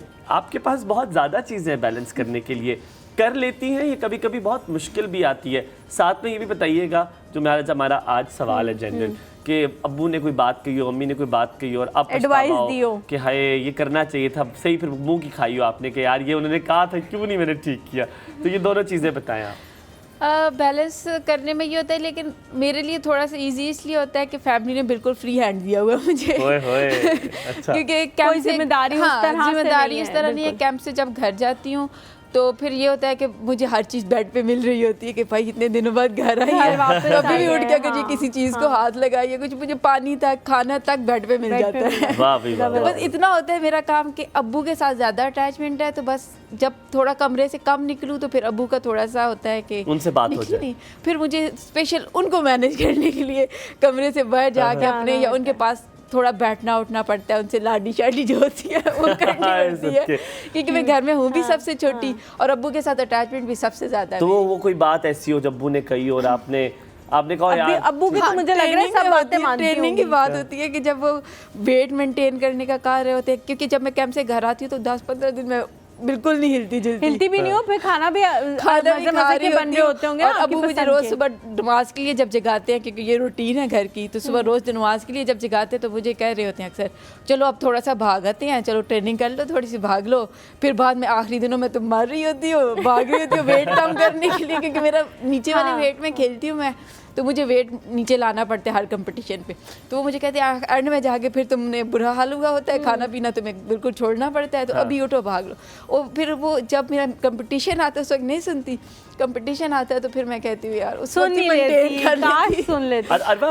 जी मैं पूछना चाहती थी किस वेट में आप खेलती हैं, मतलब कितना लो करना पड़ता है? पहले मैं खेलती थी स्टार्ट में वेट 48 kg और या 52। ना पूछे, मैंने कहा था आपका दिल दुखेगा, आपने पूछ लिया। लेकिन मैंने ये कोविड के 2 साल ट्रेनिंग बिल्कुल, क्योंकि कंपटीशन सारे बंद हुए थे, तो कोविड में बिल्कुल मैं वेट अपना 65 पे लेके गई हूँ। तो अभी मैं नीचे लाती हूँ वेट अपना 57 पे। तो अभी मुझे वैसे उन्होंने कहा हुआ है कि कोशिश करके 52 पे वापस आ जाओ, लेकिन मैं लाती नहीं हूँ क्योंकि कंपटीशन के टाइम 65 पे वापस जाती हूँ, फिर वेट नीचे 8 kg गिरा के नीचे लाती हूँ। लेकिन वेट जब गिराना शुरू करती हूँ तो वो ज़रूरत से ज़्यादा, मतलब मैंने देना होता है वेट -57, तो अक्सर जब मैं वेट मशीन पे खड़ी होती हूँ तो -56 पे गया होता है, लाइक 50। बड़े लोग जो अभी देख रहे होंगे अरवा, मैं चाहता हूँ ऐसे सवाल पूछे जो कि जिनको हिम्मत पड़े। वक्त ऐसा आता है जब भी आप कोई भी काम शुरू करते हैं ज़िंदगी में, चाहे वो एथलेटिक हो, चाहे वो कोई बिजनेस डील हो, आप हार मान जाते हैं, कहते हैं यार, और वो पॉइंट होता है जब आप हार मानते हैं, अगर आप उस टाइम खड़े हो, वो पॉइंट होता है जिसपे आपको चीज़ मिलने लगती है, लेकिन वही पॉइंट होता है जिसपे आप कोलैप्स कर जाते हैं, कहते हैं यार अब नहीं होगा, अब नहीं उठा जाएगा, अब नहीं हो सकता। आया कभी ऐसा वक्त? हाँ, कभी आया है कई दफ़ा। जब मैं गेम बीच में पहले भी एक आधा साल स्किप की थी, जब मैंने आर्मी छोड़ी थी तो बीच में 1-2 साल स्किप कर दी थी मैंने गेम, तो दोबारा मुझे लगा था कि मैं दोबारा नहीं खड़ी हो सकूंगी।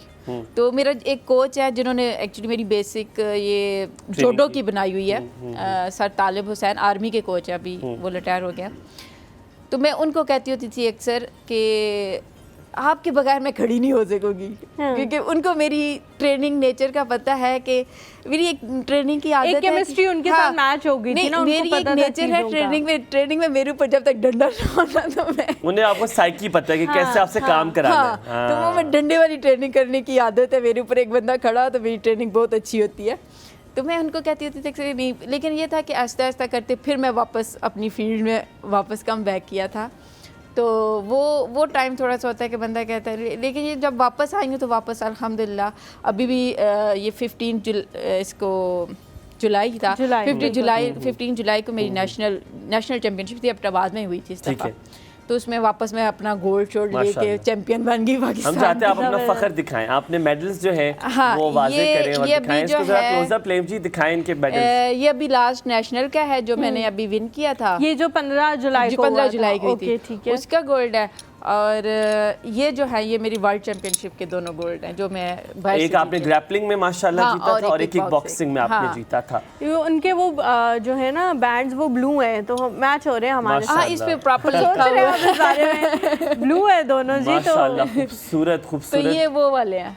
तो माशाल्लाह, अल्लाह ताला आपको और कामयाबियां दे। आमीन। ये जब अचीव होता है तो उसकी एक अलग ही फीलिंग होती है जो शायद बताई तो नहीं जा सकती, लेकिन फिर भी अगर किसी के साथ इमोशनल टाइम होता है जब आप किसी और कंट्री में खड़े होते हैं और जब आप फर्स्ट प्लेस पे खड़े होते हैं और सारी कंट्रीज के लोग खड़े होके आपके लिए आपके कौमी तराना जब बजता है, क्योंकि जो फर्स्ट पे खड़ा होता है सिर्फ उसी का कौमी तराना बजता है, तो आप जब खड़े होते हैं और बाकी ऑल मुल्क की 26 कंट्रीज आई हुई थी इस कंपटीशन में और वो सारे लोग एक दफ़ा खड़े हुए हमारे तराने के लिए, वो एक बंदे को एक इमोशनल चीज़ होती है, बंदे को रोना भी आ रहा है, खुश भी हो रहा होता है, और वो एक मूवमेंट जो है ना वो जॉयफुल बयान नहीं किया सकते कि वो कैसे हम उस वक्त ये फील होता है अरवा कि जो सारी इतनी मेहनत की थी, जो इतने मुक्के खाए हैं, टांगे खाई हैं, वो सब वो हाँ, बराबर हो आपको गया। बिल्कुल नहीं फील हो रहा था आपको कहाँ पे चोट लगी हुई है, आपको क्या कहीं पे दर्द हो रहा है, क्या हो रहा होता है। ठीक है, आपसे बात करके आज बड़ा मज़ा आया, बहुत ही खुशी मिली, literally thank you very much. अल्लाह ताला आपको और तरक्की दे और आपकी जब इन 3 मेडल के साथ एक और चौथा ऐड हो गई हो ना हो, हमने आपको दोबारा नवंबर में ऐड होगा, नवंबर में इंशाअल्लाह ताला। हम उम्मीद करते हैं कि आप उस मैदान में उतरे ज़रूर। जीत और हार का फैसला तो यकीनन वो उस वक्त ही होगा। अपना बहुत सारा ख्याल रखें, आपके वालिद पे, आपकी वालिदा पे हमें भी बहुत सलाम है जी उनको, और सलाम है उनको। बहुत सारा प्यार, ढेर सारा प्यार, बहुत शुक्रिया एक बार फिर आने के लिए। इंशाअल्लाह ताला आप लोगों से मुलाकात होगी कल। आप लोगों ने अपना बहुत सारा ख्याल रखना, अपने माँ बाप की बात को इधर से निकाल के, इधर से डाल के इधर से नहीं निकालना, इधर से बंद कर ले कान, जब वो इधर से बात कर रहे हो ना तो कान बंद कर ले ताकि निकल ना सके। बहुत बात आपने उनकी सुननी। आप सबके लिए बहुत सारा प्यार, कॉल करने का बहुत शुक्रिया। इसी तरह प्यार और मोहब्बत देते रहिए, हम आपसे इस तरह मुलाकात करते रहेंगे। अल्लाह हाफ़िज़।